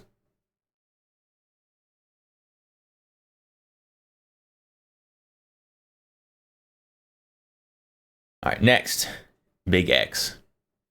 Gun owners must realize that there is no alternative to the above strategy, and there is no third Crenshaw option for gun owners. Representative Dan Crenshaw has come up with a great strategy for his own language dealing with transgender issues, but this will not apply to the NFA. Here's why. This should be interesting, because I have heard a lot of people flinging poop around like a bunch of monkeys about the Dan Crenshaw stuff, but I don't know the details about it. Representative Crenshaw's strategy is built on the hope that Democrats will not object to his language, and that makes this a win-win situation for him. Despite the parliamentarians' ruling, Crenshaw is betting that Democrats are afraid to touch the transgender issue because it will bring them bad publicity. So, he is hoping that his language can sail under the radar without Democrats raising a point of order against it under the Byrd Rule, a tactic that allows any senator to strike non-budgetary language from a budget reconciliation bill. Alternatively, he knows if Democrats raise the point of order and defeat his language, they'll receive a public backlash. This strategy will not work for the NFA. There is no situation where the Democrats will not raise a point of order against our language. Senator Schumer has even promised to fight our language himself. So, pushing forward, without removing or overruling the parliamentarian, guarantees gun owners will lose everything and be left with nothing.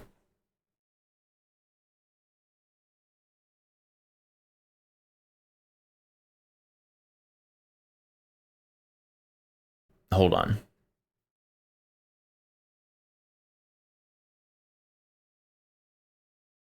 What?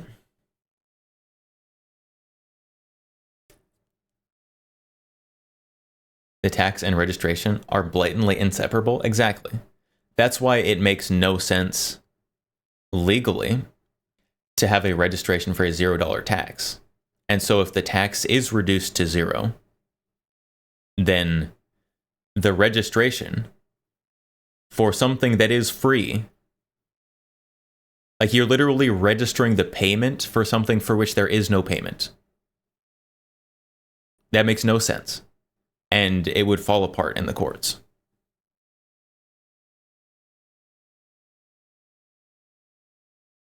All right, so back to the current point they're making. I'll be honest, I'm having a little bit of a hard time wrapping my brain around what they're trying to say here. So Crenshaw's strategy is built on the hope that Democrats will not object to his language.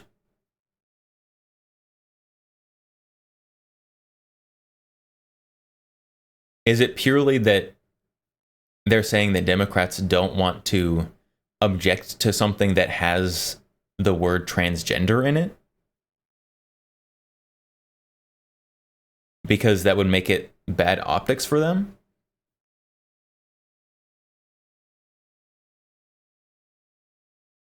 Democrats are afraid to touch the transgender issue because it will bring them bad publicity. I mean, maybe, but correct me if I'm wrong here, isn't Crenshaw's deal here to stop the government funding of the transition surgeries? Am I wrong about that? Isn't Crenshaw's addition to the bill preventing the transition surgery being funded by the government?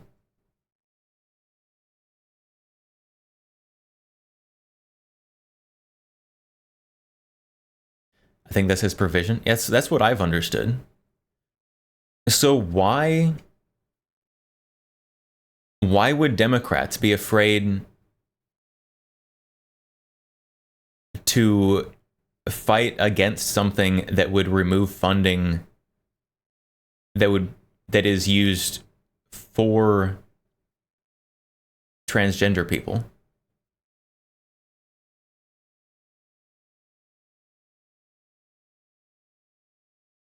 Like, yeah, it's got the word transgender in it.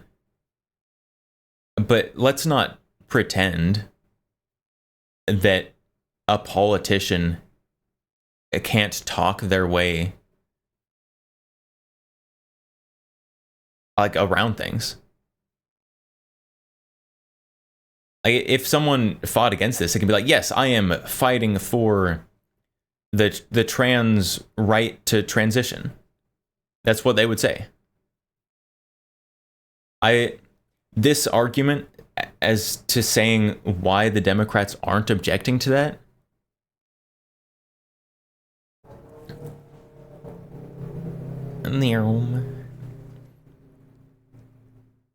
this argument it's maybe there's something I'm missing here, but it does not seem good.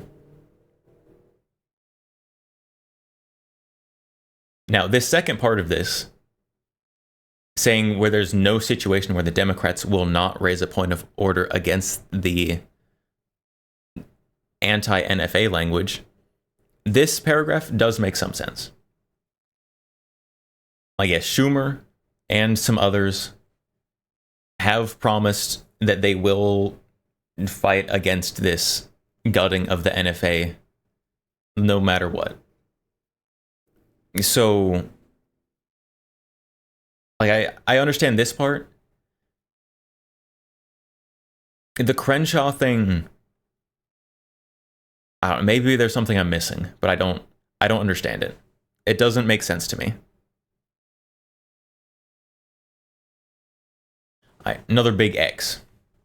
Likewise, there's no way that 53 Republicans can vote to overrule the parliamentarian under the rules of the Senate. Only Senate President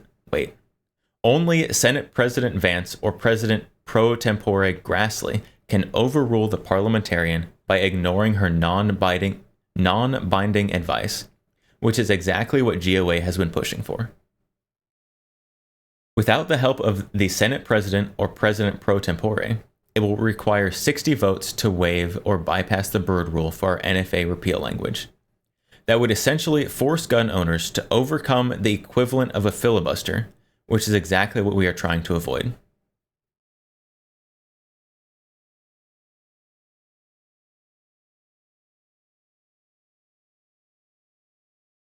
Okay, so we need the help of the Senate President or the President pro tempore?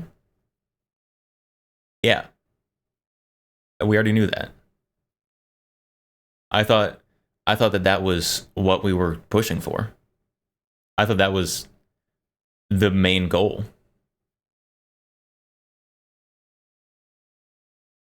Three, one last thing. What about the $0 tax for suppressors and short-barreled firearms? There are two scenarios.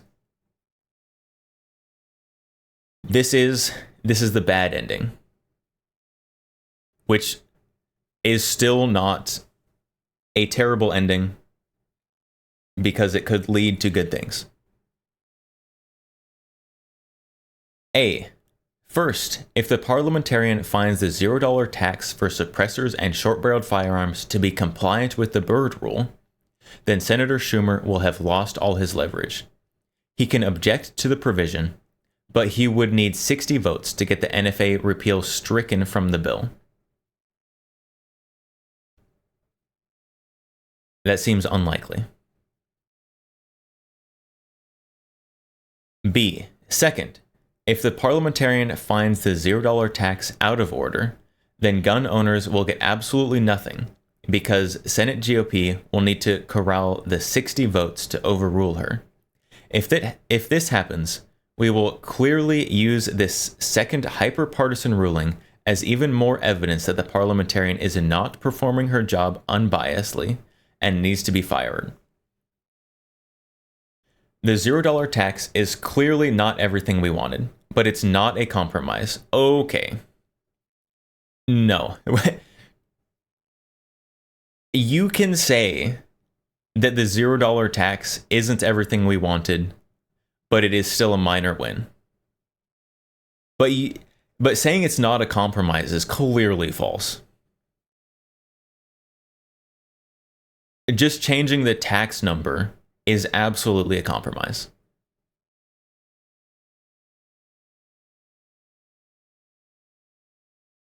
Because it won't be repealing against infringements on gun owners.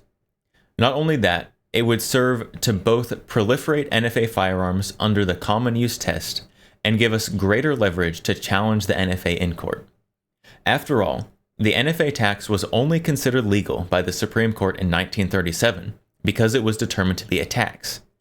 If Congress does away with the tax, then it's no longer a legal restriction under SCOTUS precedent. And that throws the entire NFA into jeopardy, which is something we would champion. See, so this sentence right here, it's not a compromise, I don't like. That is a bad sentence. That is clearly false. Absolutely is a compromise. The rest of this, I agree with. Would proliferate NFA firearms? Yes. If this happens, man, every pistol I own is going to be an AOW or an SBR. Many rifles and shotguns I own, going to become SBS and SBR. I'm going to have so many AOWs, so many SBRs and SBSs. I'm going to clog the system, chat.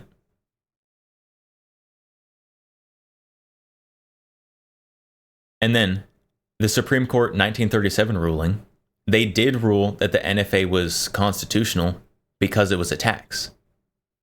If there's no tax, then this 1937 decision becomes null. It may even argue against the NFA if there's no tax on it.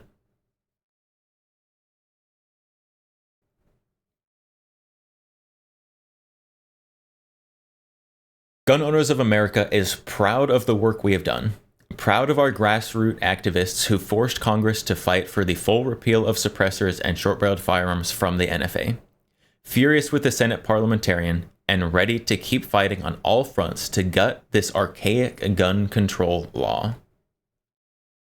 Okay. This post is basically an article.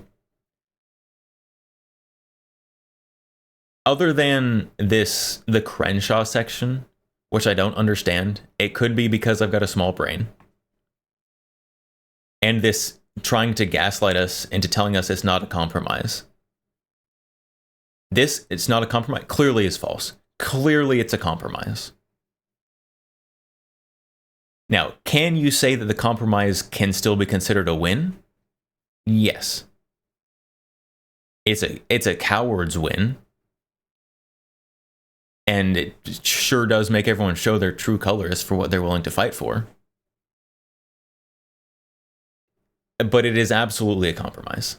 This sentence, really bad. Everything else, though, I think is pretty good. Everything else here checks out. I like it a lot. So hopefully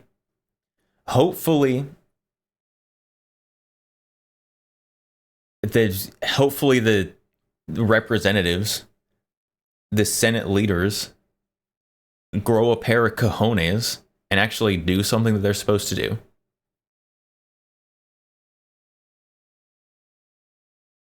If not, well, people are already campaigning for the next election, and gun owners are watching. So they better get it together.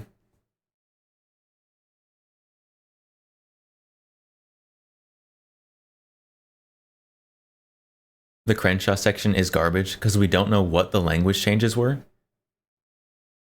Yeah. The Crenshaw section was too long for what they were trying to say and too short to explain the entirety of the situation. So it just left this like weird, confusing whatever was going on there that I don't know.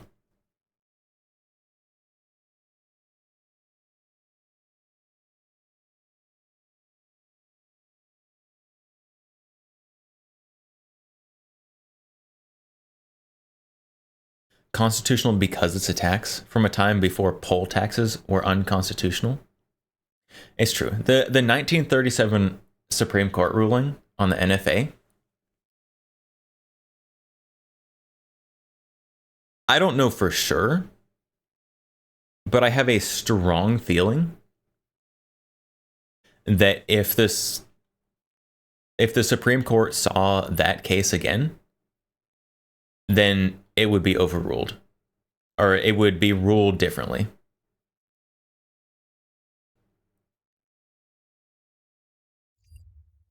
And if the tax is dropped to zero, then, well, I have a feeling that the Supreme Court is going to be seeing it.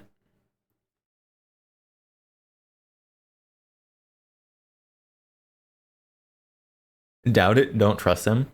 I don't trust anybody in the government, chat.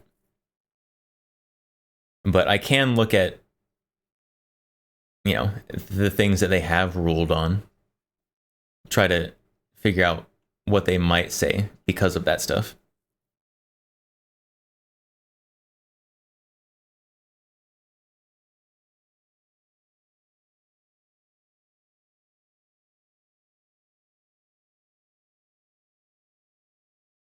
I do also think that it's legal because it's a tax is a bit of an outdated. Oh, what's the word I'm looking for? An outdated idea.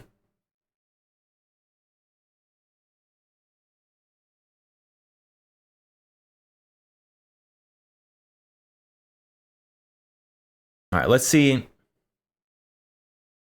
Let's see what the TFB article has to say. What do we got? What do we got from TFB? All right. NFA provisions pulled from Senate bill. Latest version restores some. By Daniel Y.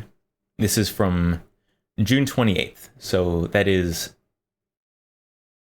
currently yesterday. In a few minutes, that will be 2 days ago. So, Section 70436, reduction of transfer and manufacturing taxes for certain devices. A. Transfer tax. Section 5811A is amended to read as follows. A. Rate. There shall be levied, collected, and paid on firearms transferred a tax rate of 1. $200 for each firearm transferred in the case of machine gun or destructive device, and 2. $0 for any firearm transferred which is not described in paragraph 1. Simple change.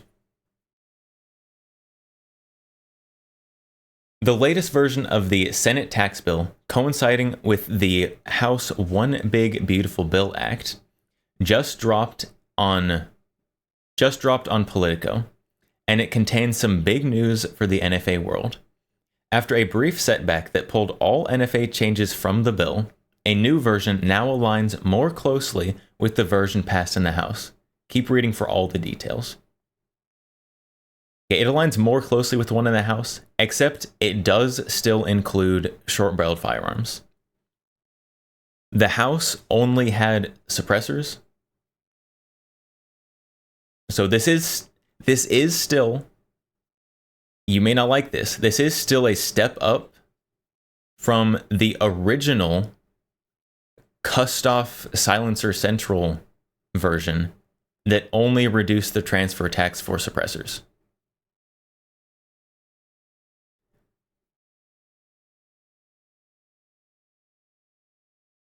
In an earlier article, I had asserted that the Byrd Rule, requiring all provisions in this kind of bill to be about taxation and revenue rather than policy, would not be a problem for the NFA provision of the bill.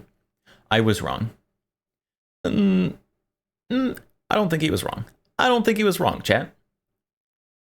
I just think that a heavily partisan decision was given.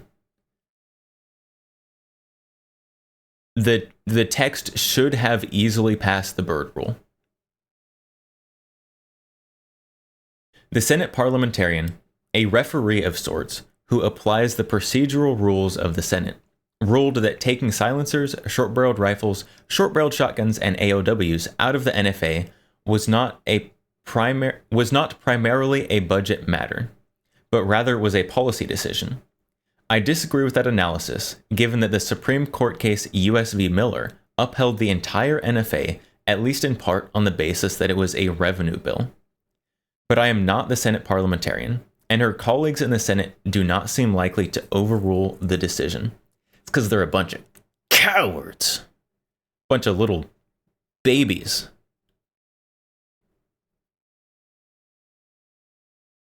Hopefully they get their act together. The most recent bill language splits the baby. That is a strange saying that I have not heard before. Keeping SBR, SBS, AOW, and silencer regulation under the NFA, but taking the tax stamp cost to $0. That includes both the making tax filled with a Form 1 and the transfer tax due on a Form 4. Ooh, I hadn't considered that, actually.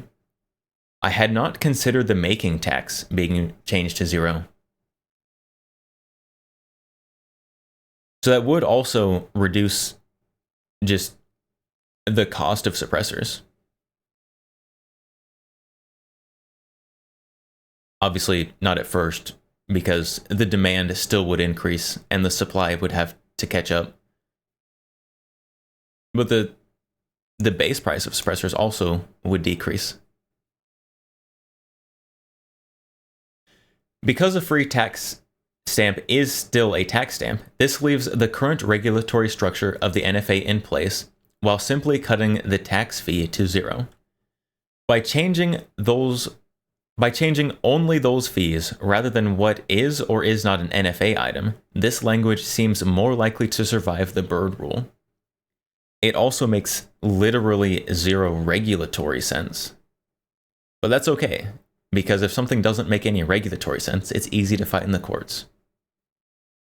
I say okay with quotations around it. It's still a cowardly way to go about it. There's some talk of a vote in the Senate on Saturday, June 28th, but this process is very fluid. We will be sure to post updates as we learn more. End of article. So since the article is written, there has been developments. There has been the Trump post urging people to fight the parliamentarian. Are they going to? Maybe. Trump has a lot of pull right now. So maybe. Depends on how lazy they're feeling, I guess. Hopefully this article is rapidly hopefully it rapidly becomes old news.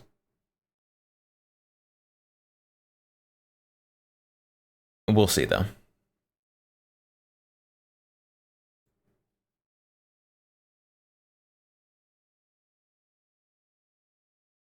FFLs do not pay making tax?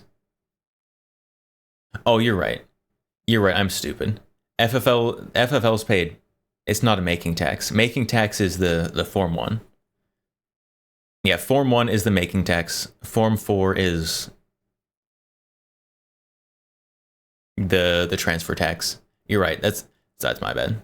FFLs pay other excise, other business taxes on the back end, but those would not change. You're right. That's my bad. That's my bad.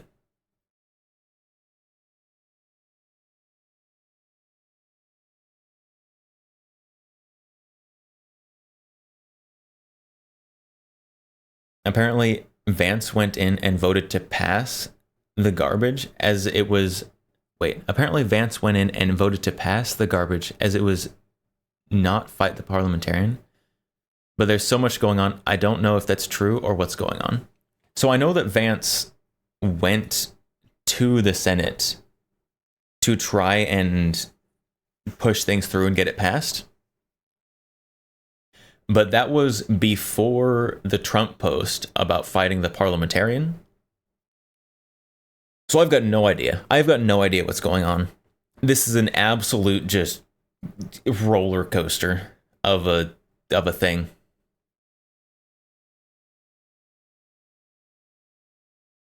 Silly, making and manufacturing being legally different. Yeah. Legal things are stupid.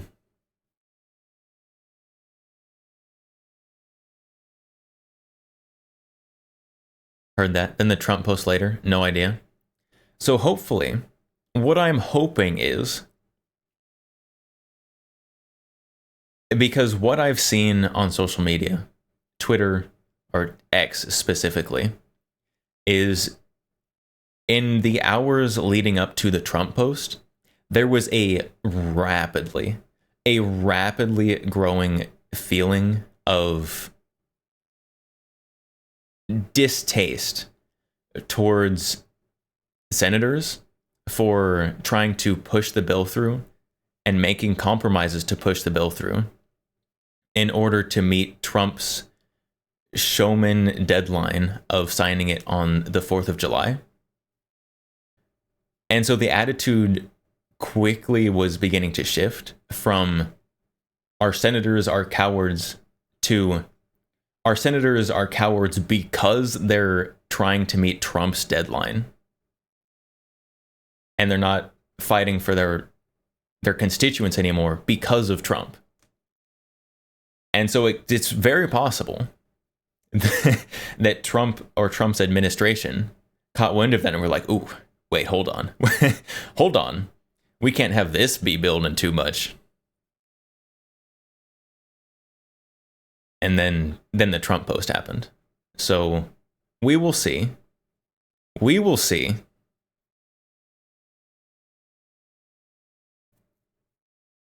Ferocious. I like to pretend that Trump tweeted that because he saw my tweet and got offended.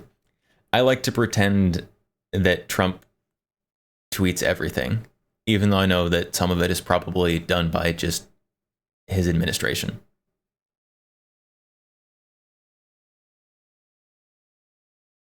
Trump's in there sitting on the toilet, taking a dump, writing these unhinged posts.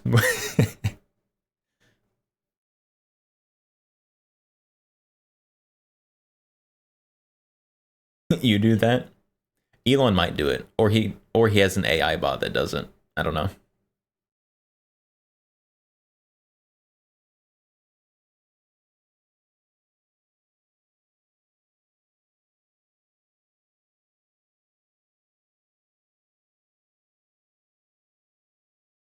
Hopefully everything turns out well. Right now, it's literally just a crapshoot. No one knows what's going on. It's a roller coaster, and we've blacked out because there were too many G's. So we'll wake up here in a little bit, and something will have happened. And we'll see what that is when it happens.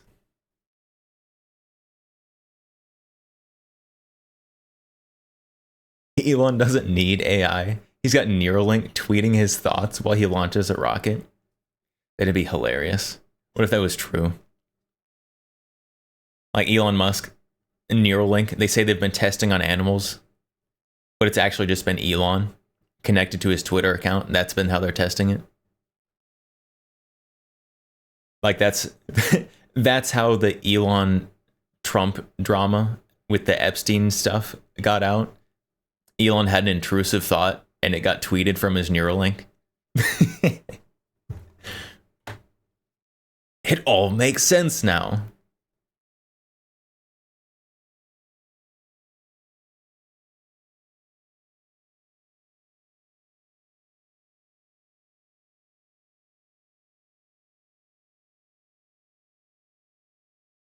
I'm just scrolling through the rest of TFB.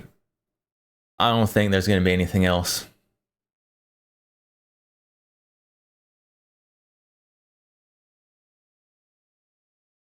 Elon accidentally live streaming his morning dump on Twitter because of an intrusive thought. It would probably be one of the most watched live streams ever.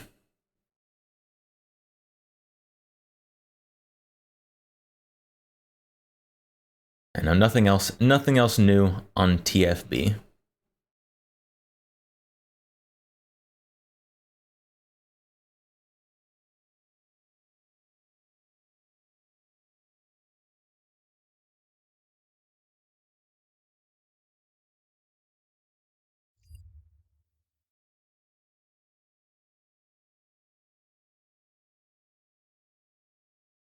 Megan left the Crink ASMR in chat above if you need something. Oh, I completely forgot about that. I got distracted. I was busy doing things.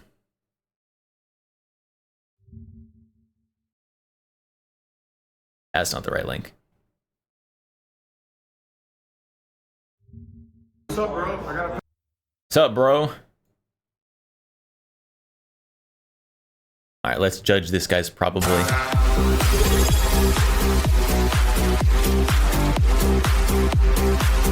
The I just subscribed for 5 months. NFA stuff is cool, but at this point I'm more interested in what Doge can do in ATF. Why is there music on the notifications now? I haven't changed my notifications, but now there's music on them. That was very loud. I literally have not changed my notifications in months. But now the last couple streams there's been very loud music. You must have? I didn't though. I didn't touch them. I do at least need to like turn them down. Except I only want to turn down the music. I don't necessarily need to turn down the TTS. Because the TTS isn't too loud. It's just the music is like eardrum raking. Thank you for the sub though, Astray. As soon as I finished complaining about how my stream settings are changing themselves and notifications. Thank you. Thank you very much for the sub. Very much appreciated. And face cool. At this point, I'm more interested in what Doge can do in the ATF. It'll be very interesting to see what Doge does in the ATF.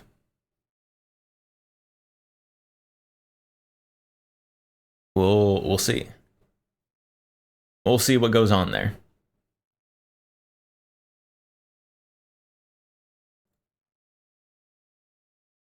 All right, what is this guy? Over upgrading. Look, I yawn. Over upgrading the PSA crank. AKS 74U clone. If only it had the fun switch.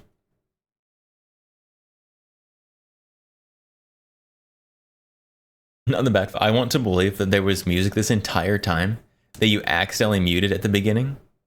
I just changed something in OBS, accidentally unmuted the music. But it should be coming from the same source. There's always been TTS. Why would there be TTS but no music if it was muted? I don't know. This video abides by YouTube guidelines. All items in the video are configured as the manufacturer intended, thus classifying them as unmodified. It's a good disclaimer right there. What's up, bro? I got a package for you. What is it? What's up, bro? No, you can stop in tonight. Let's do it. Expecting that? No. Big old box, huh?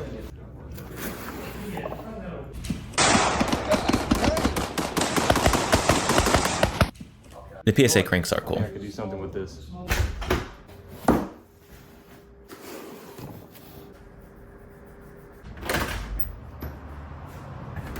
The following day.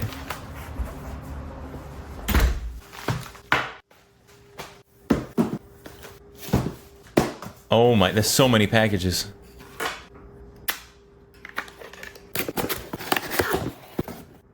Battlehawk Armory sponsor?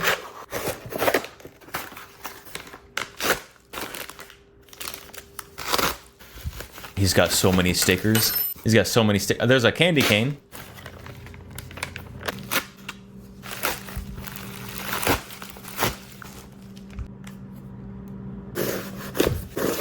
Hey, that's a knife right there. Midwest Industries. Dr. Pepper. Alright, chat. We know at least one person who's on the Dr. Pepper death squad.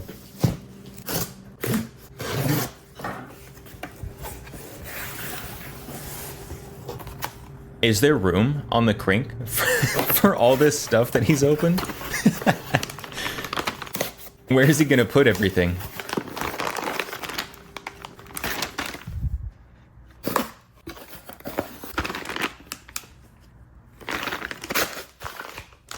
This guy is rich. I think this guy might have sponsors.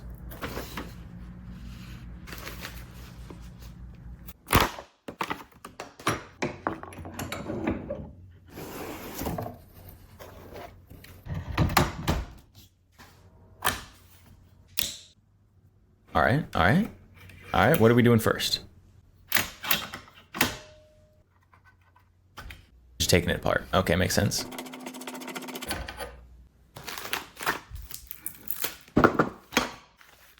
Discount code in description. Sponsored. Sponsored.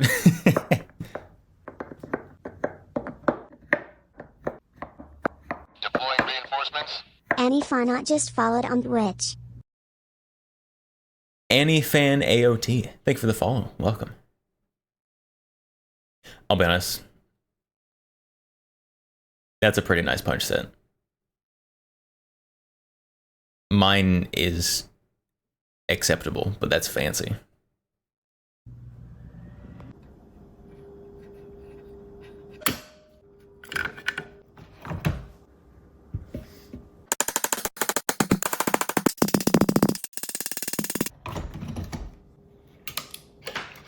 Oh, just lost that piece to the ether. I saw that go flying off. Hey guys, VietTech here. Look Hi. at this beauty right here. There's only a couple days to win what you guys just saw on the screen. If you guys want a chance to win this beautiful Fan of 8K them. setup, guys, check the description down below to find out how to get your entries today. Yes, the entries end this month, June 30th. So take advantage and get as many It's a really cool entries gun. as you can. I'm not a huge fan Let's of get back that. to the video. Not a huge fan of that little finger stop, but the rest of that gun was really cool.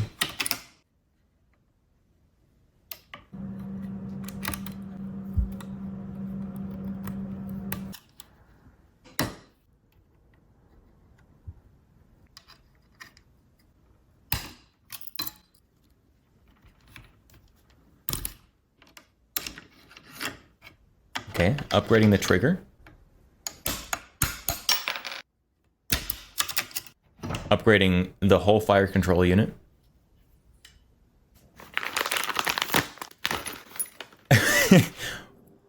Why did he bother getting the whole gun? Just buy the barreled receiver.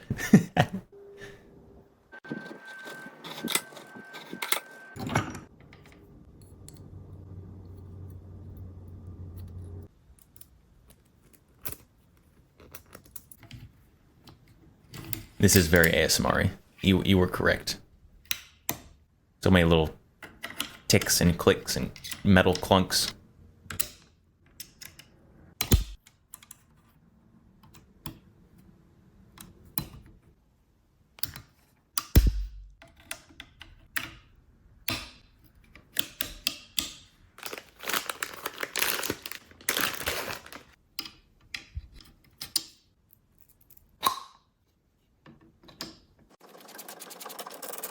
That is a Gucci grip.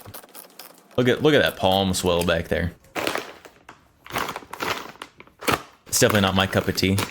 I definitely prefer a more traditional looking AK grip, but if you're gonna tactical one out, may as well go for the fancy one.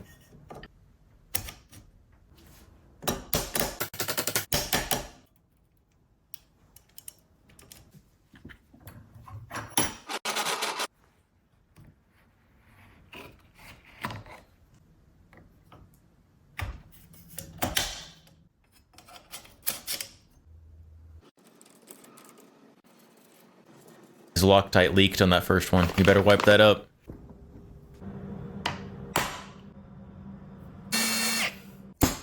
Wee.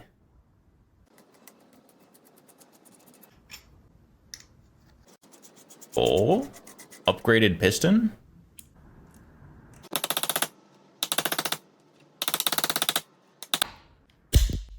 Gunsmith. This guy probably didn't even go to SDI chat. This guy's probably doing all this and he's not even certified. Can you believe it?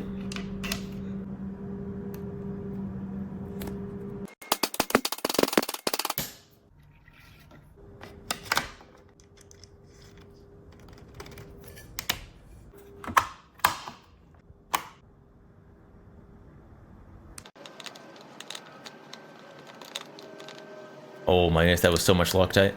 It's leaking out everywhere.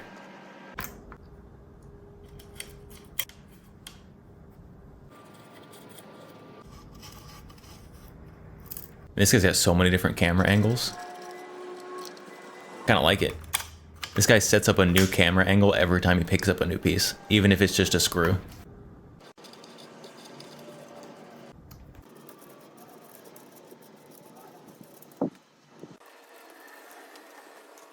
The production quality here is very good. I cannot deny the production quality is fantastic.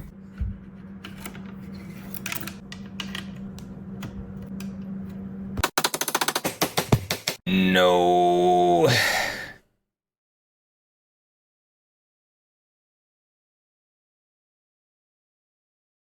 Underutilization of the rear folding trunnion.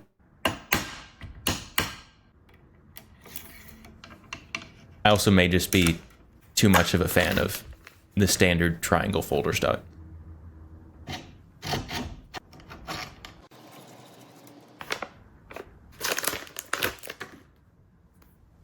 The standard classic stamped sheet metal, specifically.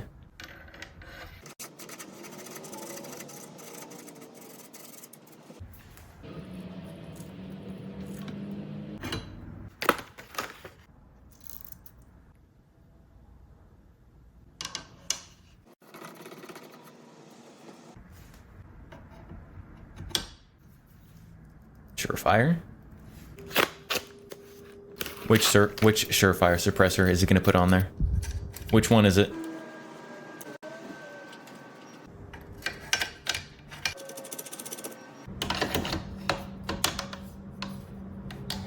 I say which one is it, as though I'm going to know the model of suppressor just by looking at it. Gideon. Is that a Gideon optic? Yeah, it is. Okay. Come on. You can't tell me you're over upgrading the PSA crank and then put a budget optic on it. Like, come on. I know they're probably sponsoring you. And Gideon optics are perfectly acceptable. I may get one at some point. But come on.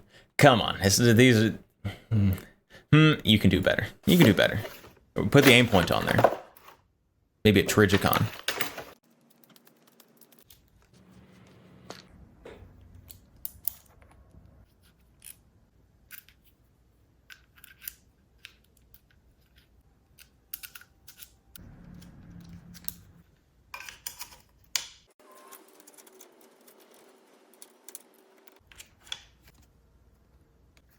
Surefire?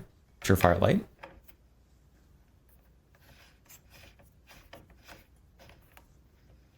Should have gone with a Harbor Freight light to match your Gideon red dot. Sorry to interrupt the video again, but just remember that the entries end on the 30th of June, which is this month. This setup is about 7 to 8 grand, which in my opinion is 100% worth it. That's a lot of money. So guys, again, check out Fan of Them in the description below to find out how to enter to win one of these bad boys.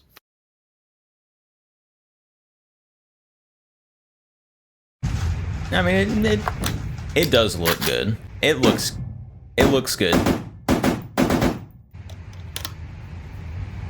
That is a nice, very Gucci PSA crank.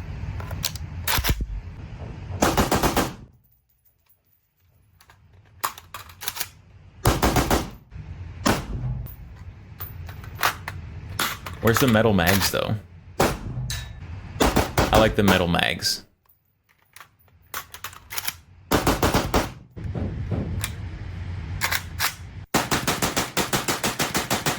So smooth. Wow. Wow. It is very smooth. That is very nice looking. It looks like it works extraordinarily.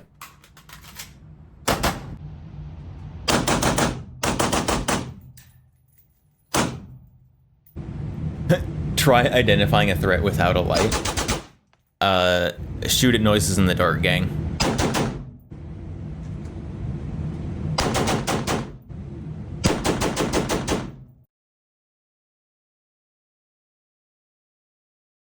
piston upgrade was worth it? Probably. That piston upgrade probably was pretty good. I got a pack.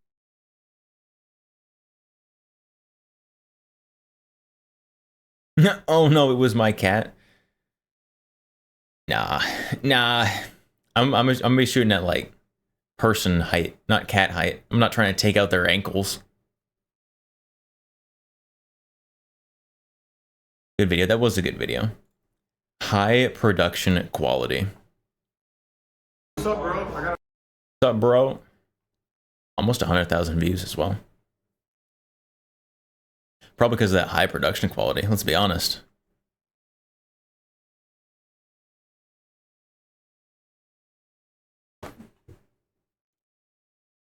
What if they're midgets? Well, then I guess they're getting headshots instead of torso shots. I don't know what to tell you. Maybe if you're a midget, you shouldn't be doing home invasions, just like everyone else shouldn't be doing home invasions.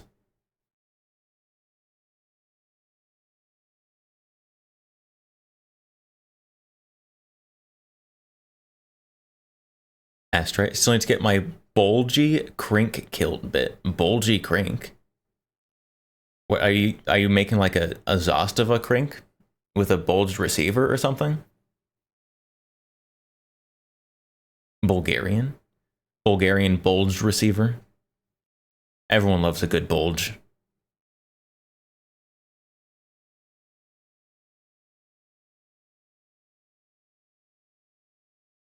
Cat on dining room table. You will be missed. My cat does not get on the dining room table. Usually. Because it makes the dog very upset. It's because the dog, you see, the dog knows that the dog is not allowed on the table. And it makes, and they don't like that. So since the dog is not allowed on the table, therefore the cat should not be allowed on the table. And so whenever the cat gets on the table, the dog literally grabs the cat and drags it off the table.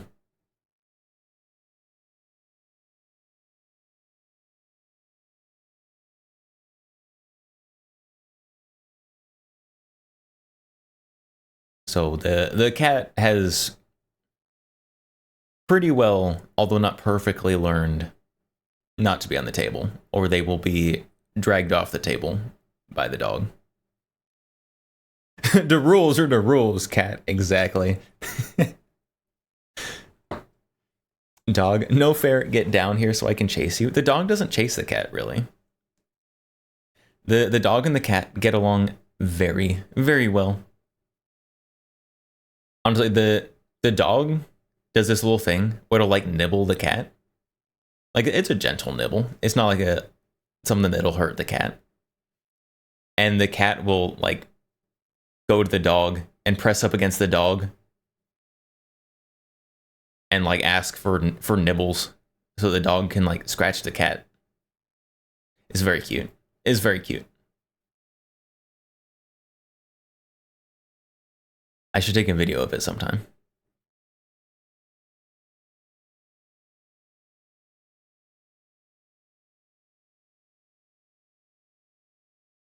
Any fan? My cat chases the dog. There was a childhood cat and dog combo that I had. That the cat would chase the dog. Because the cat did not like the dog. And though the dog was much larger than the cat, the dog, when it was a puppy, was smaller than the cat, and the cat was mean. And so this dog, when it was a very young puppy, it learned that the cat was scary. And so when the dog grew up, the cat was still scary because they learned that when they were small. And so if the dog got too close to the cat, and the cat would get angry, and the cat would chase the dog, because the dog was still scared of the cat, even though the dog was like 3 or 4 times the size of the cat. And cats do not have a correctly functioning fear part of the brain.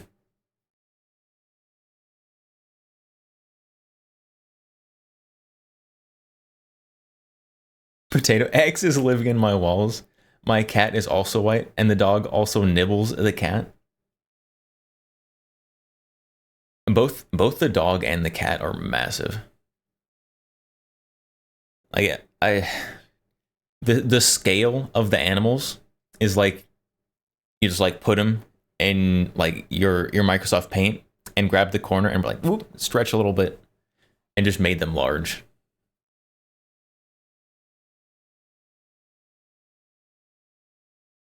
Like the cat can comfortably, like while keeping its rear feet firmly planted on the ground, reach up and grab onto my belt. I'm not short, chat. It's not like I'm walking around here at like 5'3". Like I'm 6 feet tall. Just barely, but that's okay. That's enough for me. And this cat's gonna reach up and grab my belt. And the dog can stand on its back feet and put its paws on my shoulders.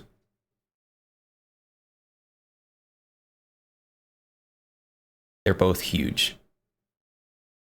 Obviously, the dog is still much larger than the cat.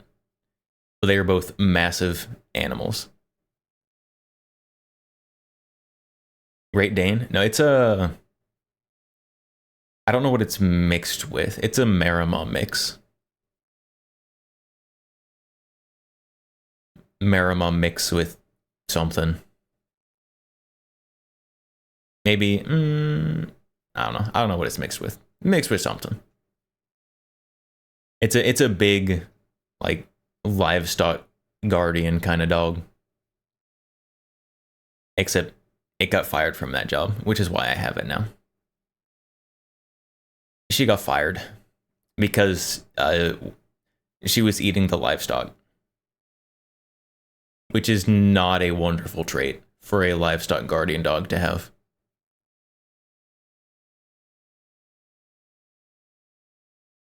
Purebred mutt? Exactly. Irish wolfhound? It's not that. Well, I guess I don't know what it is. It's something else that's large.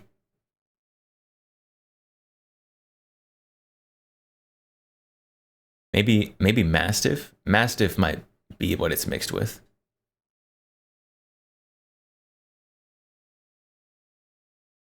I don't know. I'd have to get a dog DNA tested, which costs a lot of money. Can have some livestock as a treat. This dog was not having a little bit of livestock as a treat. It was having significant quantities of livestock as often. Which is not ideal. So she got fired. And now lives a very easy life, where she guards the cat from being on the table.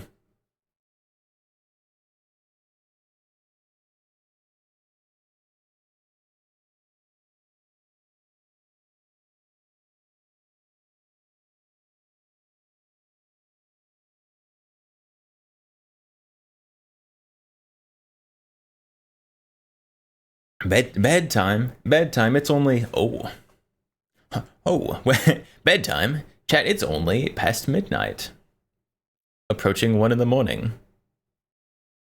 Count's dog is a chupacabra? No. At most, it can be half chupacabra. Half Marima, half chupacabra. Surprised they only got fired. I mean, they're still a very nice dog. They're a very friendly, very gentle dog with people. So they are a perfectly good, a very nice house dog. Most of the time. They definitely do still get some of the guardian which you will sometimes hear the dog barking in the background because something sounded weird, or they saw something out the window, and then they were guarding. They had to be sure that everyone knows there's a dog guardian. Wow.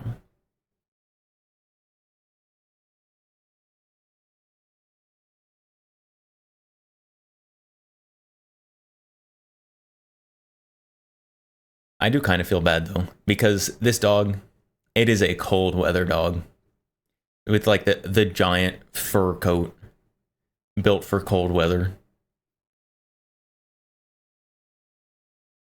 And also built for lots and lots of activity. Lots of movement, lots of running. But then also it's like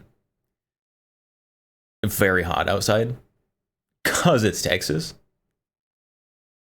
So she can't stay outside and run around for a long time because then she overheats, and that's bad. Or just like exist outside for too long.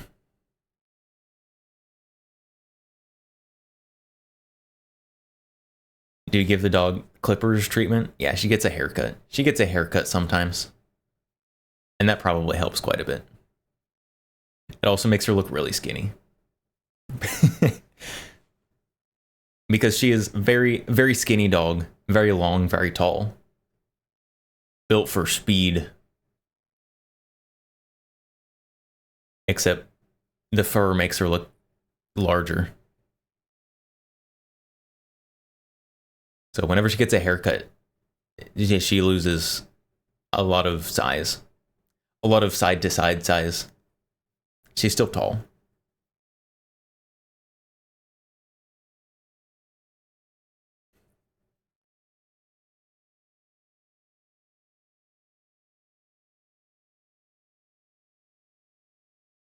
I have been trying my best to get the dog out active during summer.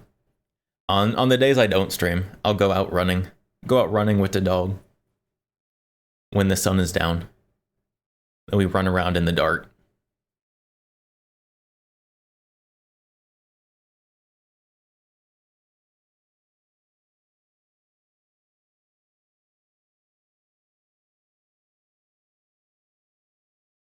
But yeah, during the days, can't be outside for too long.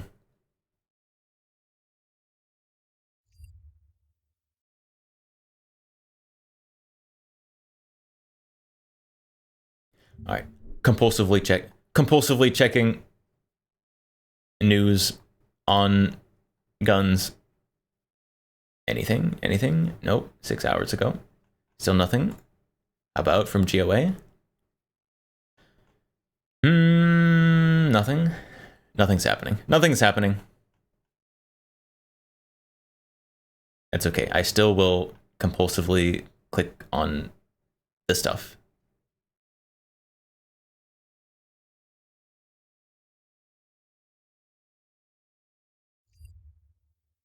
No new news. Probably I'm gonna have to wait for tomorrow morning. I don't know what the Congress critters are doing. To be fair, I think they also don't know what they're doing at this point.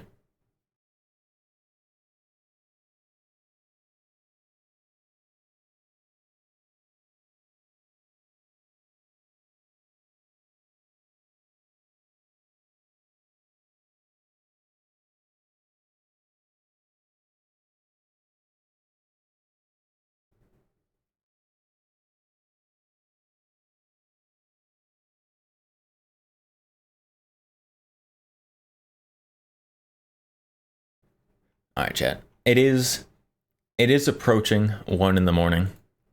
I unfortunately do have to wake up at a not degenerate time tomorrow. I have to wake up in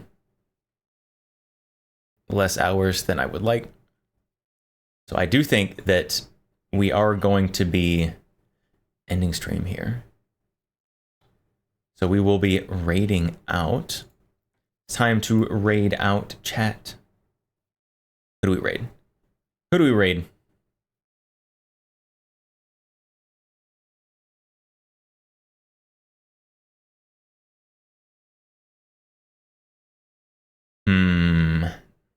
This is the hardest part. Chat, this is the hardest part of every stream.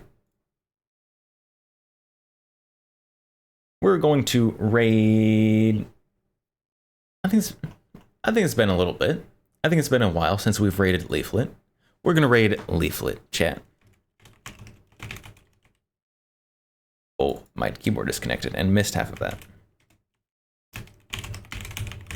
We're going to raid Leaflet. Leaflet is currently playing some Helldivers.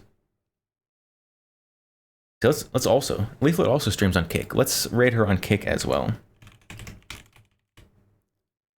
See if that works. Sometimes raiding works on Kick.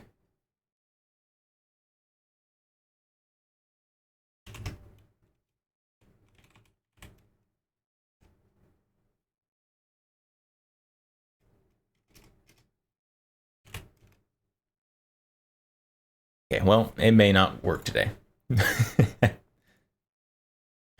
So, thank you everyone for stopping by today, hanging out, listening to me yap.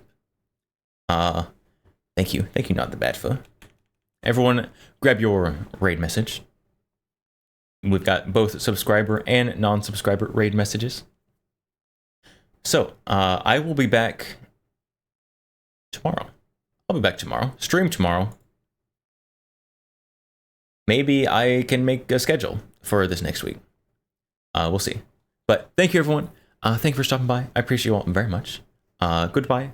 Megalum, not the Batchfa, Majestic Potato, Ferocious, the Asteroid, Megalum. I think you got 2 goodbyes.